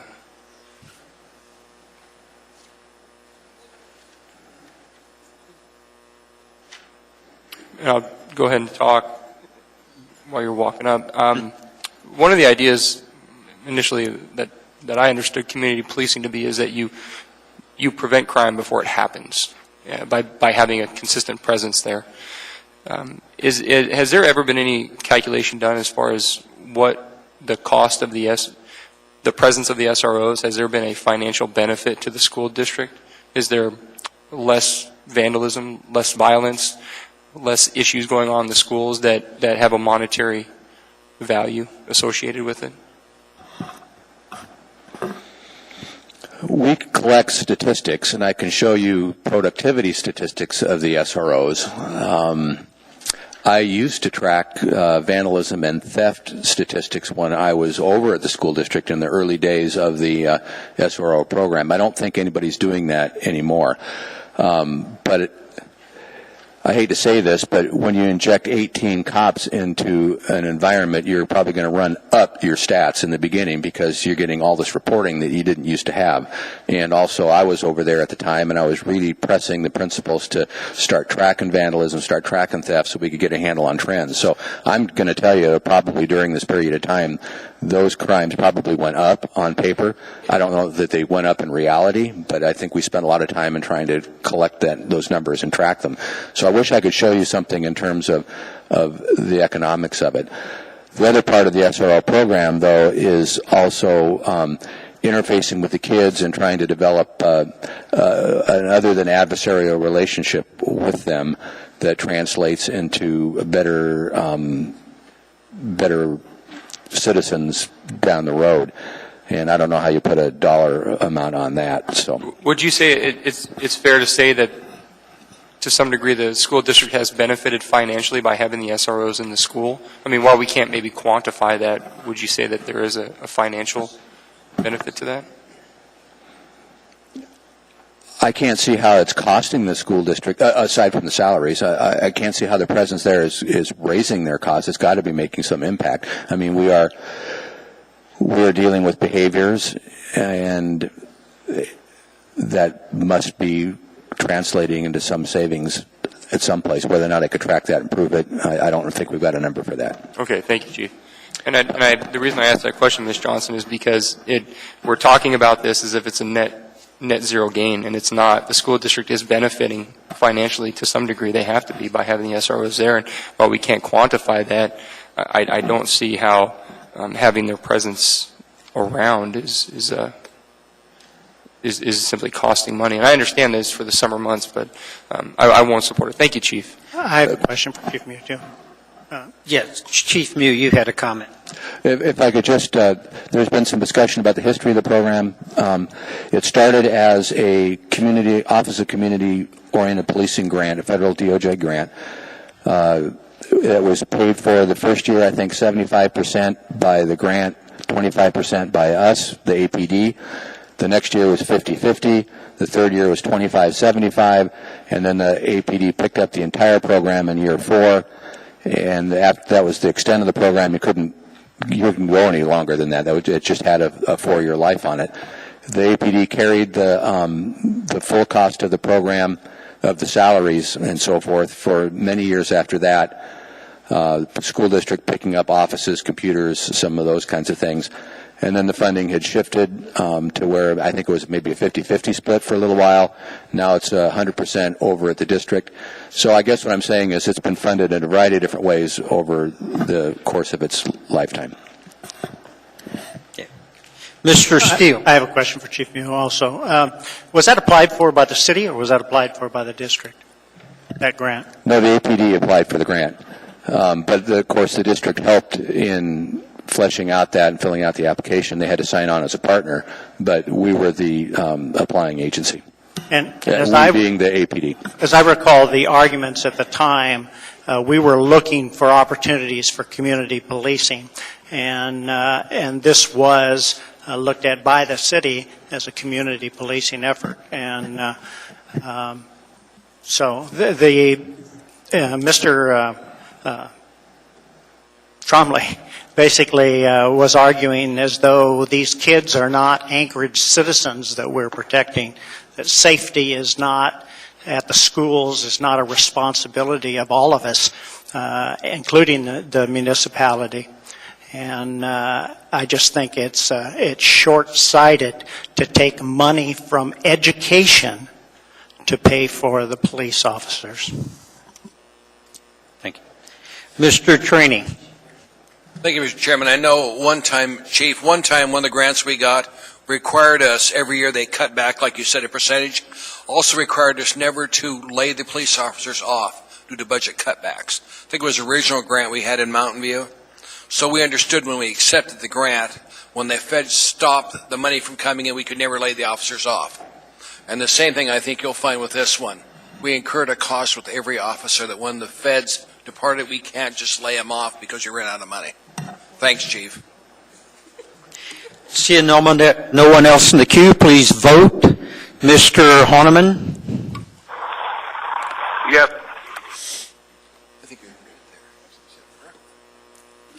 That motion passes 8-3. We have before us amendment number 14, Mr. Horniman and Mr. Steele. Mr. Steele?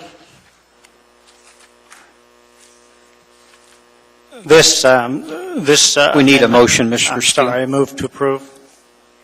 Second. Okay, Mr. Steele? This amendment is for the municipality to pick up the total cost for the SROs. In my mind, it is a policing effort. Again, ASD is suffering, and the only thing that we can do to help is to offset costs. The fund that we are drawing down, it was set aside for other valid budget increases that the state will allow the district to pick up. It was a fund so that there was money available when that comes up.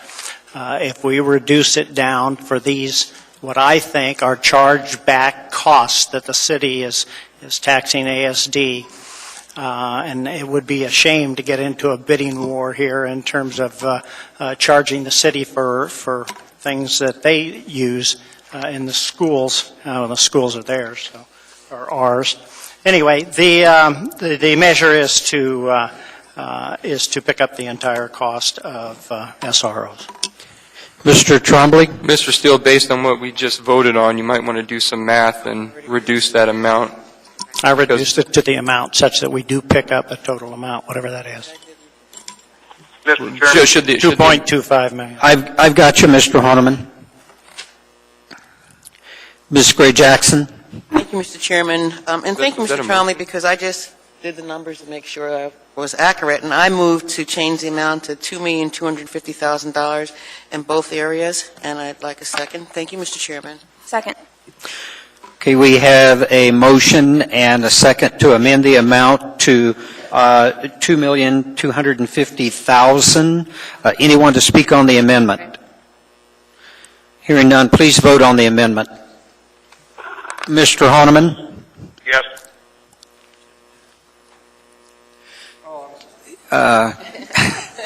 Want to change? Reconsideration. Urgent no vote. Just change your vote. Yes. Okay. Okay. That motion carries unanimously. Mr. Honeman, I had you in the queue prior to that amendment. Yes, thank you. I think the chief spoke adequately. I don't need to go back down memory lane, but I can assure you that in my time at work in the Anchorage Police Department, particularly in the day shift patrol command, before the SROs, I can assure you that I would have routinely 22 to 24 officers on shift, and at least half of those officers were, if you will, sucked away to school district calls, problems in the schools. And Mr. Steele aptly pointed out that these students are the children, if you will, residents of the community, and the Anchorage Police Department was picking up the entirety of the cost at that time. This program allowed the department to go down a very valuable, if you'd say, community policing project, but it's not the only time nor the only schools, the only community that does this. And I don't know of any other district where the schools have to pick up the entirety of the cost of its police officers, unless, of course, the police department is answering to and actually hired by the school district itself. There are a few schools around the country that have its own police agency, and those are generally pretty rare these days, but usually they're larger metropolis. So the Anchorage Police Department hires these police officers. They do the training. They actually pull these officers out. Ms. Johnson was partly right. It's not only the summer months that police officers come out of the schools to do things within the community. Almost daily, officers leave the campus environment to help and assist officers on patrol in the areas near their school, on the streets, and car crashes and apprehensions of criminals, not necessarily school students or staff, or even happening on the campus. Not to mention the many, many hours they spend out training, not only the in-service training, but the academies when they have those. So these are police officers hired by the municipality of Anchorage, not the Anchorage School District. And I've long said and long advocated, and I think it's time that we pull the entirety cost back to where it was when it first started, and that's the Anchorage Police Department. Thank you. Mr. Birch? I'll be a no vote on this based on the prior discussion we had. I think this is a cost attributable fully to the school district, and I think it's an appropriate charge. Thanks. Mr. Trombley? Ms. Mahoney, if this passes, how far below the tax cap are we?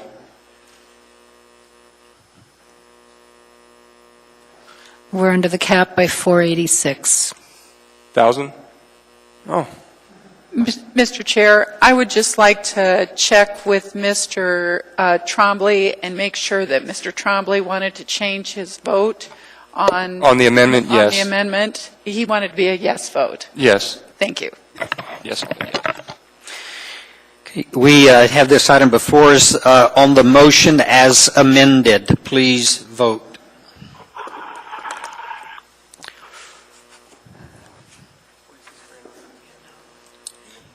Yes. Yes. Sorry.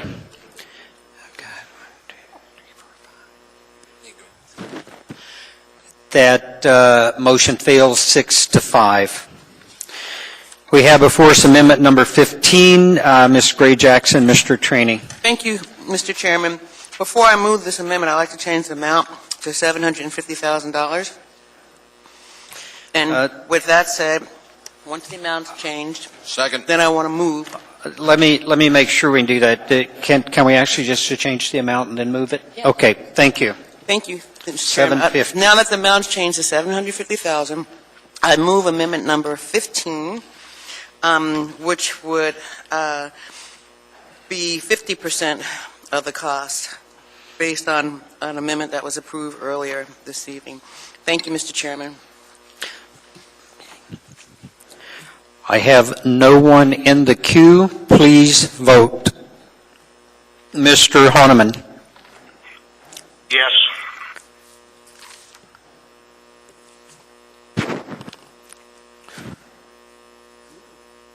That motion carries 7-4.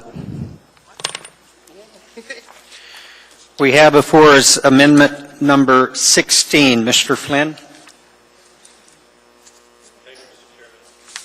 Amendment number 16. Second. Mr. Flynn? Thank you, Mr. Chairman. This is similar to the amendment on the senior centers. We have two facilities within Parks and Recs which we own but are operated by nonprofits. Again, they have been held more or less flat for the past 5 years, so this is a modest increment for both, one in Northeast Community Center and the others in the Mountain View Boys and Girls Club, to offset some inflationary costs they've incurred over the last few years. That's all, Mr. Chairman. Ms. Dembowski? Thank you, Mr. Chairman. Just for clarification, Ms. Mahoney, could you tell me how far we are right now under the tax cap? We're looking at that right now. Hold on. Thank you.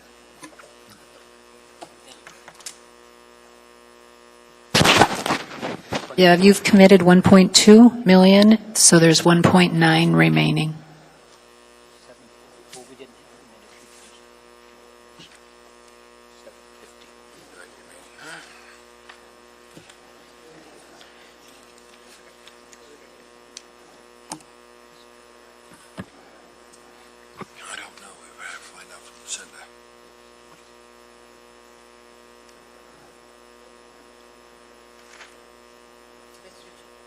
Mr. Chair, Yes, Ms. Johnston? could I ask Ms. Mahoney, does that include what we just did with the school district fund balance? Currently, what we have tallied is 500,000 from Mr. Starr's amendment to come out of fund balance, 300,000 from Ms. Johnston's amendment to come from fund balance, so that would be a total of 800,000 in spending that would be funded by fund balance. Additionally, so then the rest would be funded by property taxes. So there's the 750,000 that you just committed, the 450,000. I don't remember where that was. The SROs, and then the others add up. Do you want me to do a line item? Go into it. No, I would just question. Right. I'm trying to keep my tally here. I was wondering. Okay. I mean, did I communicate what was intended? Okay.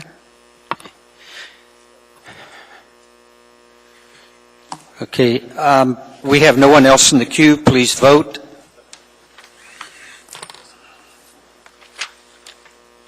Yes.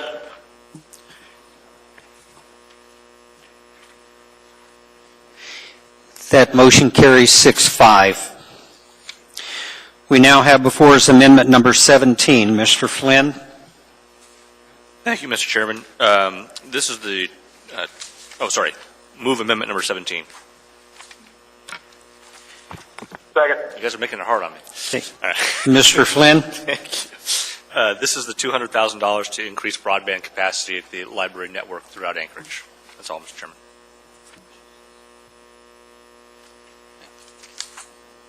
Mr. Starr? Ms. Mahoney, I had asked at the work session sort of a summary on you'd mentioned there's 7 or so different IT systems that go into the broadband calculations here. Are you guys able to answer that? We're doing everything always efficient, and you got a big enough pipe and all that stuff coming in for it. Through the chair, Lance Ahern, our IT director, and his staff are working with the library to improve the technology and the broadband and looking at partnerships with ACS, GCI, et cetera. And they are working on that now as we speak. We've asked for a plan, if you will, an IT plan, so that we can develop a plan and then implement to the plan. And we're committed to getting everyone here happy with the internet. Okay, thanks for the answer. I was hoping all that megabytes and megabits transfer rates and all that stuff was going to be available, but it's not that level of detail yet. I think that's part of the plan. So thank you for that answer. Ms. Johnston?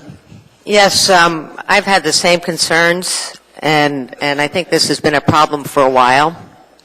And I would be supporting this amendment, but I would like to do it with a caveat that I would like to have by the 1st of February a plan on how we're going to implement and improve broadband for the library, and I also would like to have a schedule of hardware replacement, so we know that if this is a yearly expense, I want to have a plan to how we're spending it. Thank you. No one else in the queue, please vote. Pardon. Clerk needs to catch up with me. Ms. Johnston, is that in the form of a motion to amend this amendment? I could make that a formal amendment to this motion, that we have by February 1st a plan from IT as far as how they're going to address the broadband and who their private partnerships will be, and from the library and IT on their replacement of their hardware, and as far as their annual replacement. Okay. We've got a second. Okay, we're going to vote on the amendment to this motion. Please vote. Yes. Thank you, Mr. Honeman.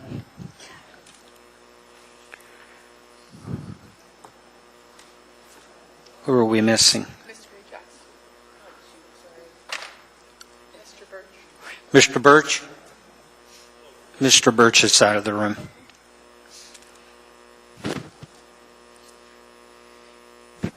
The amendment passes 9, 1 no, and 1 absent. We're now voting on the motion as amended. Please vote. Mr. Honeman?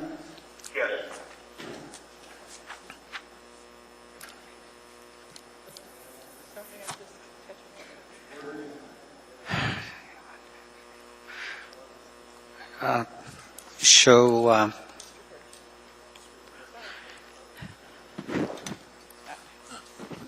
that motion carries 7, 3 opposed, 1 absent. We now have before us amendment number 18. Mr. Flynn. Thank you, Mr. Chairman. I'll move amendment number 18. I'll second. Thank For you discussion. Mr. Flynn. Thank you, Mr. Chairman. One's a little bit different. It's material specific for the library, and the reason I broke the request into 2, they asked for 260, is the 200 is most likely to be an ongoing expense. The materials budget we sort of raise and lower depending on how we're doing in a given year, and so this would give them $60,000 for this year. Thank you, Mr. Chairman. Mr. Trombley. Mr. Flynn, is this for periodicals, books? Precisely, yes. Are they currently lacking in that field? I know we consistently approve contracts with vendors to provide that stuff. Is there a reduction or? This would keep them at 2013 levels going into 2014. Okay, thank you. Mr. Starr. Ms. Mahoney, I looked for this last night and I kind of saw a lot of numbers, but did we actually back out the $60,000 in one-time expenses, or did we carry the continuation budget over on the $60,000? And I guess for those that know what a continuation budget is, I think I couldn't find the reduction on the one-time $60,000. So Mr. Flynn is claiming that we took it out and now it's bringing it back in to keep them current, but I don't remember us backing out the one-time expense of the 60. So did they carry a continuation forward was the question. Okay, let me make sure I understand. So are you talking about the continuation budget for 2013? For example, we funded the library $200,000 one-time funding in 13, and it was removed? Yeah, we're on the 60,000 amendment right now. So on page 2 of 4 of your S version, line 78, so your spreadsheet, line 78 has an adjustment. 2 of 4. Oh, the spreadsheet.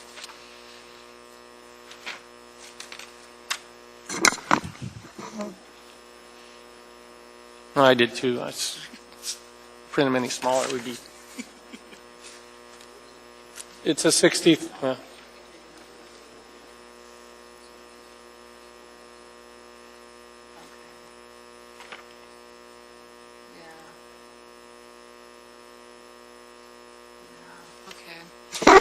Okay, so the 63,000 was the efficiency target that we had asked the library to deliver, and so they had suggested a reduction of 63,000, and so by adding the 60,000, you're essentially just restoring it. It was specific to last year's amendment, which I supported last year, which was increasing this concept of more supplies and that. So you don't track the library budget by supplies. I know you're not the director, but you know, we fund by department, of course. Sure. So that, in theory, then the 60,000, as you said, puts back the 63,128. But in theory, we didn't target a funds reduction. This was just your efficiency gain was your answer, I guess. And that's where I think the difference in the nuance is we've asked every department to come back for efficiency gains, correct? That's correct. Well, I don't think, in technical speak, Mr. Flynn, I don't think we reduced the supplies budget. I think we asked them to become more efficient, as was the mandate for all of the departments. And so even though it's technical speak, I couldn't find supplies reduction, and I don't think that the library reduced their supplies. Overall library funding, you know, they just got $200,000 for earmarked IT, and I'm just not. Last year I was convinced. I've done library tours. I get it. But I've got other things that the library needs, including structures. So I'm going to be a no vote. Ms. Gray Jackson? Thank you, Mr. Chairman. Can we just ask the library director the question? Because I think that this $60,000 is a legitimate amendment and not based on the reduction that they were asked to do. Thank you, Mr. Chairman. Good evening, Assembly members. Last year, we received $200,000, a one-time. That was for 2013. The additional $60,000 would take us back to 2012 rate. It is not an additional $260,000. When we took the 0.8% efficiency, we didn't have any other place to cut. Our supply budgets, everything is already pretty minimal, and we came up with an additional $3,100 for efficiency, and without cutting staff, which we couldn't do, that was the direction, the only place we had left was in materials. Does that answer your question? I didn't ask the question. Oh, but okay. I listened to your response intently, mind you, and I'm trying to do the math in my head, but I didn't ask the question, so I was startled for a second there on it. To a degree, it does, I guess, and the efficiency gains were challenges put out as the mayor's request. So the idea that your efficiency gains came in reducing supplies, was that your answer? I don't quite think of supplies as materials and books as supplies, but if that's your terminology. Well, we're going to earmark library supplies or library materials in this, and so what we do is that, and that's where my thinking was coming, was that we had funded increased supplies and those kind of things as a set of direct line appropriation for, say, personnel or extended hours. This one does that. So I'm not here to beat it up. We still got 8 hours of work to do tonight, but I want to do it right. And so you know my vested interest in your programs, and I'm doing my homework. I've toured all the facilities, and it's just a hard stretch for me to keep going back to the well of property taxpayers yet. And so I'm going to be no. Thank you, though. Okay. Seeing no one else in the queue, please vote. Mr. Harneman? Yes.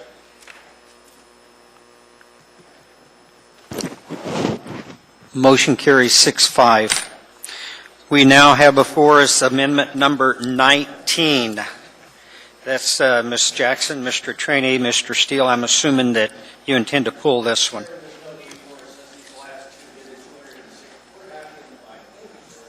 Thank you.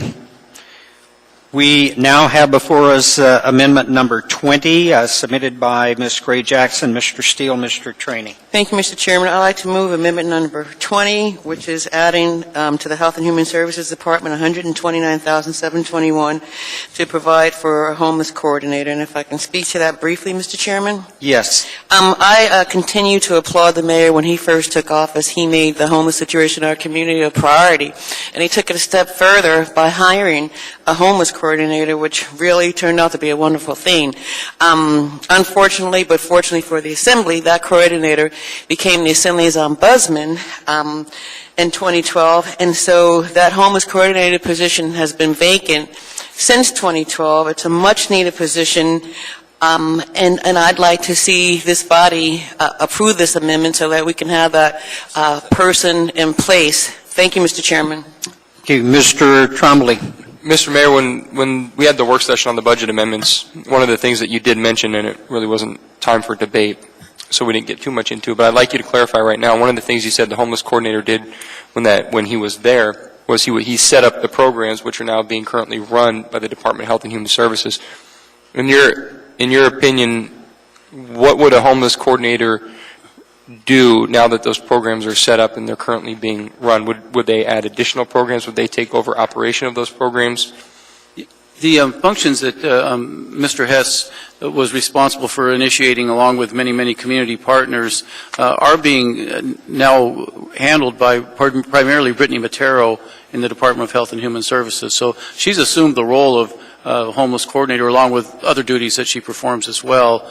And so her and other department members do manage the programs that we've established, whether it's the cold weather plan or certainly helping us direct grants to the right agencies like we did with Clare House so they could buy the Eagle's Nest Motel and double their capacity. So the programs are being operated, and I think we're doing a good job of it, so we don't support adding this position at this time.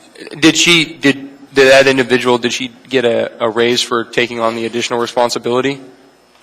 Has she received additional compensation for that? I believe she has, yes. Okay, thank you. Mr. Birch?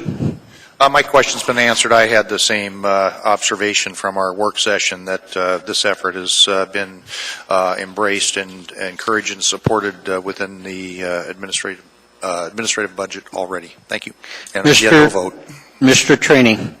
I think if you go outside and look around Anchorage, the amount of homeless we have in Anchorage indicates this position needs to be filled. And a question for Lucinda, ma'am, Ms. Mahoney. Where are we at now in the amount of money we've spent tonight, and how much do we still have left before we get up to tax cap? We've spent $1.5 million, and we have $1.6 million remaining. Okay. Mr. Starr. Thank you. Well, Mr. Trainee, I appreciate your observations thereof. I think that I commend, sort of the mayor and the homelessness task force that came together with a plan and that implementation of that plan. What I sense is that the homelessness coordinator position may not be the right answer to the increased challenges. And so I think you and I don't want to go on record. I'll go as a no vote on this. That means that I don't want to respect the problem that's continuing to plague our community by my no vote. I think that the strategic plan works. The faith-based communities are kicking into gear in a coordinated effort. And so it's time to move on to additional solutions and programs that would be that. I don't find it vital that a coordinator come into play strictly to adhere to a plan. It's actually working very well. And so I commend the mayor for that initiative to pull it forward and then realize when it doesn't need to be supported for operations. It's running. Thank you. Mr. Trainee. Mr. Starr, I don't assume because you're going to vote negative to this that you care any less about the homeless than I do, sir. Don't ever read into what I'm saying by that, but when I take a look at what this individual did, I think she was also working on putting that new complex by the airport. I think most of her time was spent doing that, not homeless coordinator. Mr. Flynn. To hire this position. Mr. Flynn. Well, this is a tough one, Mr. Chairman, because obviously I think most of you know homelessness has probably the highest impact on my district for the entire city. That said, I do tend to concur that if we're going to allocate more dollars to addressing the issue, I'd rather see them go into direct expenditures for facilities, for, as Ms. Dombowski put forth, the additional service patrol coverage and so on and so forth, rather than another body, or a capital expense to, provide more facilities than we have, because we're struggling right now. So I'm going to reluctantly vote against this just because I don't think it's the highest and best use of the dollars, though I do appreciate the sentiment behind it. Ms. Gray Jackson. Thank you, Mr. Chairman. If I may ask the mayor a question. Mr. Mayor, you said that Ms. Material got an increase. How much was that increase? I couldn't tell you off the top of my head. Yeah, was it 3% like the other executives? This was because her job description changed. She actually, what was the title, George? She was promoted to division manager, so there was a raise associated with that, not the normal cost of living increase. Okay, so if I can continue, Mr. Chairman. So, Mr. Mayor, she's division manager, and her title is also / homeless coordinator? That interacting with all the different agencies that we were partnered with is one of her jobs, yes. Thank you, Mr. Chairman. Thank you, Mr. Mayor.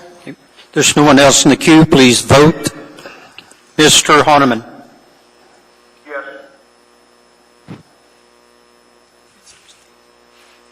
Who are you with? That motion fails 7-4. We now have before us our final amendment, number 21. Mr. Trombley. Move to approve. Mr. Trombley.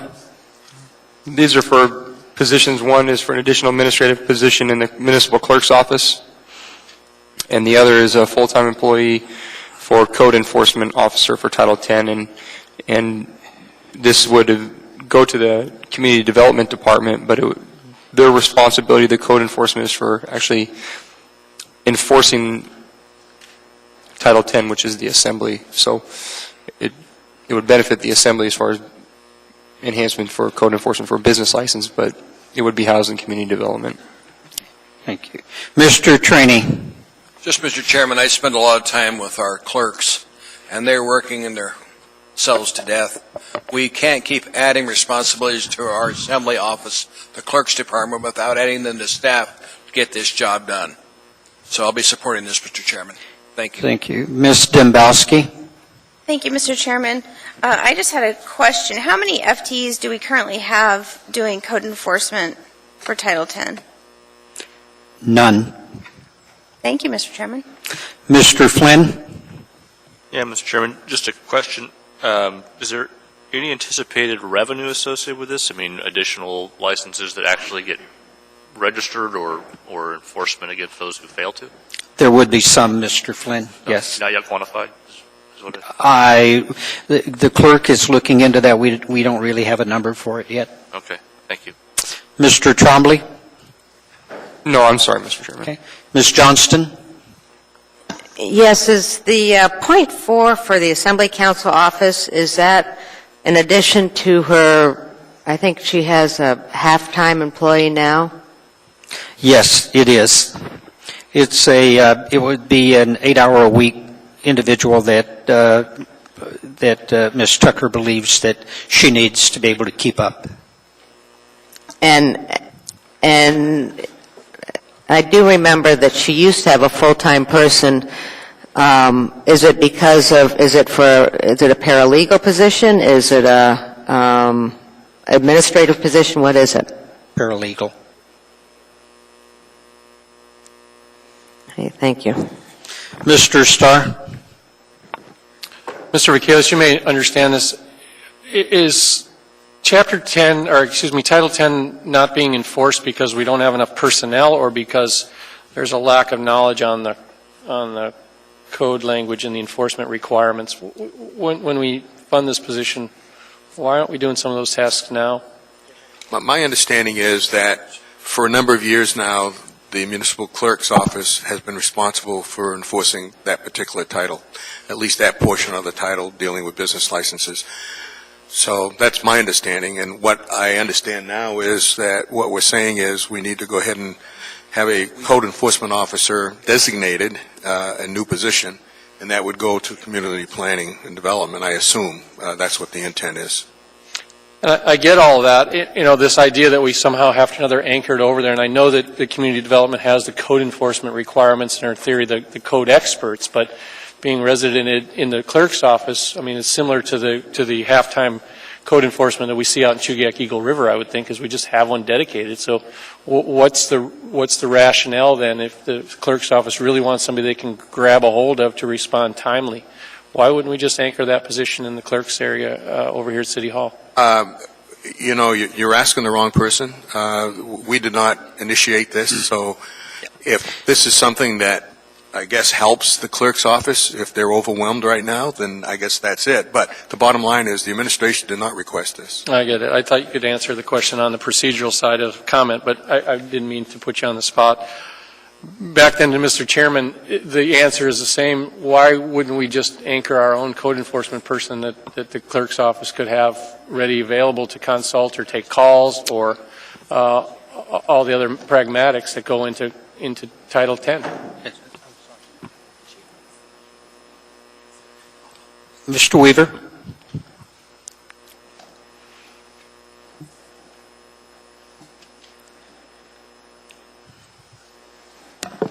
Mr. Chairman, Mr. Starr, basically in code enforcement today we have 6 sworn officers. They're pretty much uniform in their abilities to carry out and enforce code and title. They historically, in the few past years, there were 8 enforcement officers, and subsequently 1 reduced in 10 and 11, so we're down to 6. This enforcement officer would take those responsibilities of enforcement of 10, plus we would use the other officers as well. They'd all be pretty much cross-trained in dealing with all the code, and they would do the health code, planning code, and Title 10. And for consistency purposes, because some of those cases go to hearings officers and, onto court occasionally, that they're skilled, and that's really the right group to do it. I appreciate that. I'm just looking to process it. I kind of heard about the amendment sort of late in the game here, but through the chair, Ms. Mahoney, the mechanism that the Assembly budget would go up and the staff would go over there, why couldn't we cover that under sort of an IGC type of arrangement as well? Is this the right way to fund this budget matter-wise? Specifically the code enforcement person, even though what Mr. Weaver just told me is that it's going to be a blended service. We're not going to get the full 100% of the cost. So through the chair. Can't we just cover it through an IGC? It's possible, but my suggestion would be that you would have economy of scale in the community development department. You will have supervisors there who understand compliance and how to manage this process. So my opinion, just hearing the conversation, is that it would be better if it would be just directly charged to community development. Directly charged to community development? Right, in Fund 101, budgeted and charged in regard to their payroll. Unfortunately, I left that one at home. It didn't stay stapled. What are we saying we're going to do, Mr. Chairman? We're taxing the Assembly budget on the entire amount? Okay. Mr. Starr, not taxing. That's the wrong word. I guess we are raising taxes to do it, but are we putting the burden into the Assembly budget? Yes, we are. The clerk would like to respond. Through the chair, Mr. Starr, I agree with the things that Ms. Mahoney and Mr. Weaver have said. One of the things that the chair and I discussed, and that I would like input from the entire Assembly, we'd like to develop an annual work plan. And the work plan that will go to community development will include that the code enforcement officer would work on towing. Perhaps they would work on massage practitioners, adult-oriented business establishments, and we would have a plan that we would give to them, and then we would expect a report back on what that code enforcement officer has done for what we need them to do under Title 10. I get all of that, and so I kind of felt initially that it was to sort of get our own guy, somebody we could grab a hold of. And when I hear Mr. Weaver saying that it'll sort of be a blended affair, which is appropriate to increase the code enforcement, but the outcome, is more important to me. That if you're finding that you don't have anybody to reach out to that's experienced, qualified, and whatever, I'm not certain that just by saying it at the microphone we're going to get it. That's why I was saying, hey, resident one right here, if we're going to budget it or pay for it. Right. I'd really suggest that you think about allocating, or changing the amendment. I can't support it as an increase to the Assembly budget from that permanence. In spirit, I agree with it, but we typically IGC back and forth between areas of responsibility, and we hold accountable. The work plan, great idea. The other thing I asked for when my immediate response was sort of in moving on to the next request for other labors internally to the clerk's office to talk to the whole amendment was that what I wanted to see perhaps was a job description / accountability of function per workspace. I see a lot of good faces that are working hard up in the clerk's office, but I'm not sure that we know exactly what level their assigned duties are, cross-trained, without rambling here, beating the topic to death. I'm not going to want to send a message that I'm not supportive, but I think it's a little bit premature yet. Right. Mr. Starr, the reason we met with Mr. Wheeler to have the discussion about specifically what you're talking about, he has sworn officers that have supervisors that know how to make sure that they do their job right.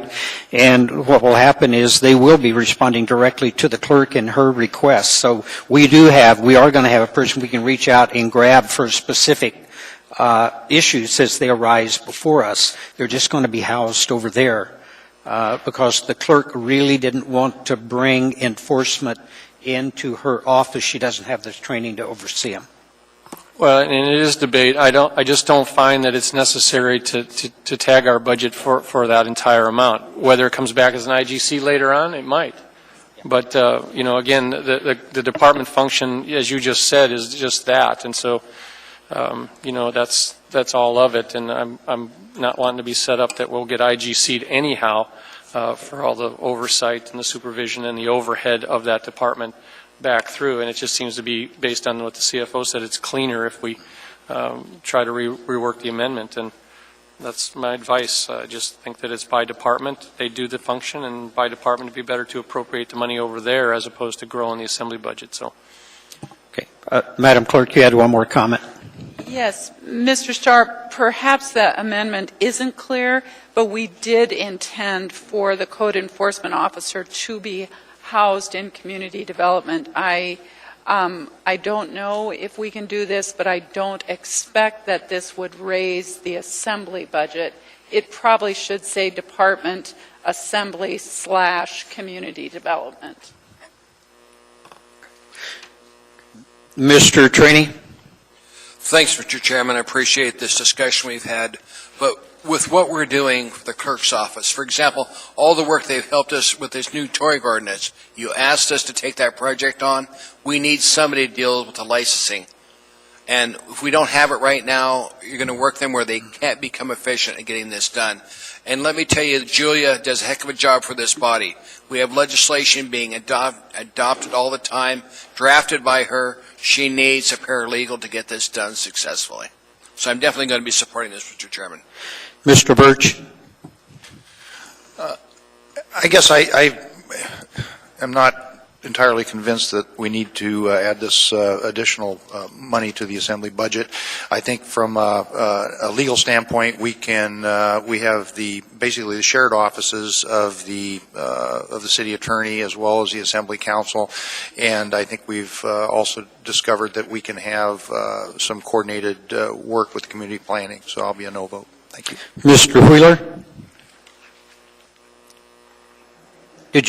How did you get in the queue? Welcome, Mr. Wheeler. Ms. Johnston. I have a question for the clerk as far as the code enforcement. Currently, we have code enforcement issues with massage parlors and maybe adult entertainment under Title 10, and you're looking at doing something with towing, but we haven't finished that yet. Is that correct? Through the chair, Ms. Johnston, we're looking at the towing ordinance exists right now. And, for example, a tow operator has to have a license and each tow truck has to have a sticker in their vehicle. There's no one that is going out right now to check to make sure that tow operators have a license or that they have a current sticker in their tow truck. And that is not happening. So that's why Mr. Flynn's prior comment is probably correct. If we did have a code enforcement officer from community development working 2 to 1 to 2 weeks per month working through the plan, like towing, they'd be able to go out, check all the tow people that are licensed with us, find out who doesn't have their stickers or their licenses, then they'd come in and have to get them. They'd get a violation or a notice of violation, and hopefully we'd get some increased revenue because they'd be getting licensed. So are you looking at, if this passes, you're looking at implementing this as of January 1st? I would be happy to implement it whenever it gets passed. But in other words, you've got a lot of duties in place right now that you're looking for code enforcement for that you haven't been able to enforce. Right, Ms. Johnston, through the chair, code enforcement has some of these responsibilities already, and we call them when we need them to go out and enforce something, when we have an issue. But what we'd like to do is do it consistently and have a plan so that it increases compliance with the license requirements that we already have. Another issue that came up recently was roving vendors. And there's another code that we don't know if it's being enforced as it exists. And we need some, for example, a code enforcement officer could go out and check the roving vendors or the ice cream vendors. So that's the idea of the code enforcement officer. It's to enforce the code as it exists. The delay would happen, it would take as long as it would take code enforcement to hire someone for the position. And my final question is on the 1.4 FTEs as far as the clerks. And could you provide a breakdown of how that would be? My pleasure. Through the chair. The clerk's office is looking for a 1.0 admin position. And the purpose of that position is primarily to provide backup, and it is for the agenda coordinator position. I might do a little bit of rearranging in the office, but what it would do, it would rearrange duties so that we have a backup to our agenda coordinator. As many of you know, we are vulnerable right now because we don't have anyone that knows how to prepare the agendas, input the documents for the agendas, and it greatly concerns me. I have been in this position for almost a year and a half. I have done many of the things that Mr. Starr has asked, evaluated duties, evaluated positions, and I am convinced that we need another body so that we can make sure that we have coverage for some of these critical areas. And the cost of that body? The cost, we've put in the cost for 1.4 FTEs, and that's the $111,000. I think we're looking at a relatively entry-level position. Okay. Thank you. Mr. Trini, you wanted to expand on the towing? Mr. Chairman, the towing issue, when we have people towed, the tow truck operator is supposed to have a sheet of paper in his car that gives him permission to tow that vehicle from that specific spot. In fact, Daryl Hess went out there, and a gentleman's being towed, and Daryl asked the tow truck operator to produce proof he could tow that vehicle. He said, no one's ever asked me for that, so he had to drop a vehicle and not tow it. That's what this code enforcement officer will do, is check to make sure that if a vehicle's being towed, that each vehicle has a signed sheet giving them authorization to tow that vehicle off that property. And these vehicles that are being towed are your constituents. This helps your constituents out by making sure we don't have illegal towings going on. Because believe me, when we get that towing ordinance, this space will be full from people that are illegally being towed in Anchorage.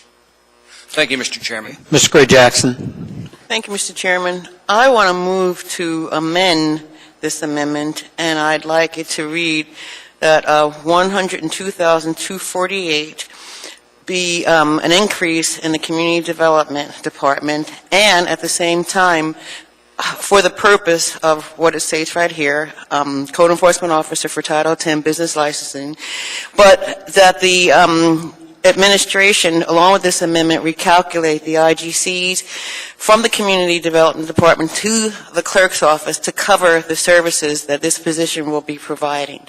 Thank you, Mr. Chairman.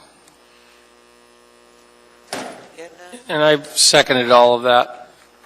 Okay, that's before us for discussion. Did you want to discuss that, Mr. Starr? I do, and Mr. Weaver is actually the strong point in this discussion for me because I rely on code enforcement quite a bit, both in my district and elsewhere. So, Mr. Trainee, I respect all that. Lightly, we just kind of park where we want out in Eagle River, and we don't tow. But You're still part of the city, sir. I get it. Mr. Weaver, the mandate to sort of work the plan, a working plan or some way to attend to details as it relates to Title 10 and all of that, I know you'll do it. And so the idea that, expanded code enforcement that can be useful throughout the municipality as needed. And if it's a full-time job over here, I guess it is.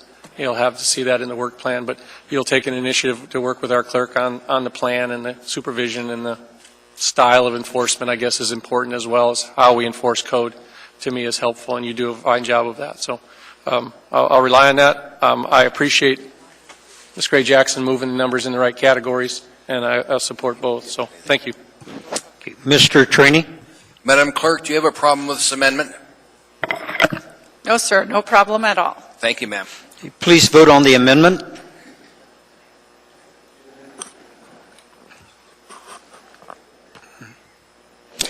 That motion carries unanimously. We're now back to the motion as amended. I see no one in the queue. Please vote. You let the minutes reflect that Mr. Honeman joined us, sir. Welcome, Mr. Honeman. Thank you. I've been on the phone the entire time. Thankful for my grateful employer.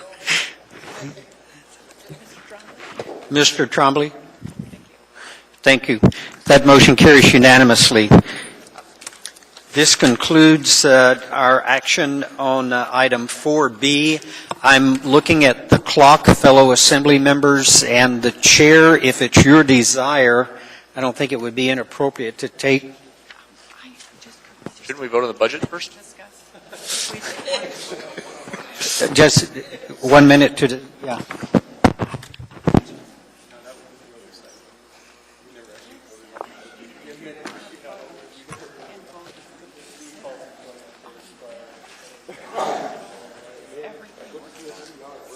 So that's my question. Do you want to vote now on this and have a motion to reconsider? I think you should, don't you? We could. Okay. The item before us, prior to my finishing my statement, is voting on 4B as amended. Seeing no one in the queue, please vote. The operating budget. The operating budget. Yes. As amended. Please vote.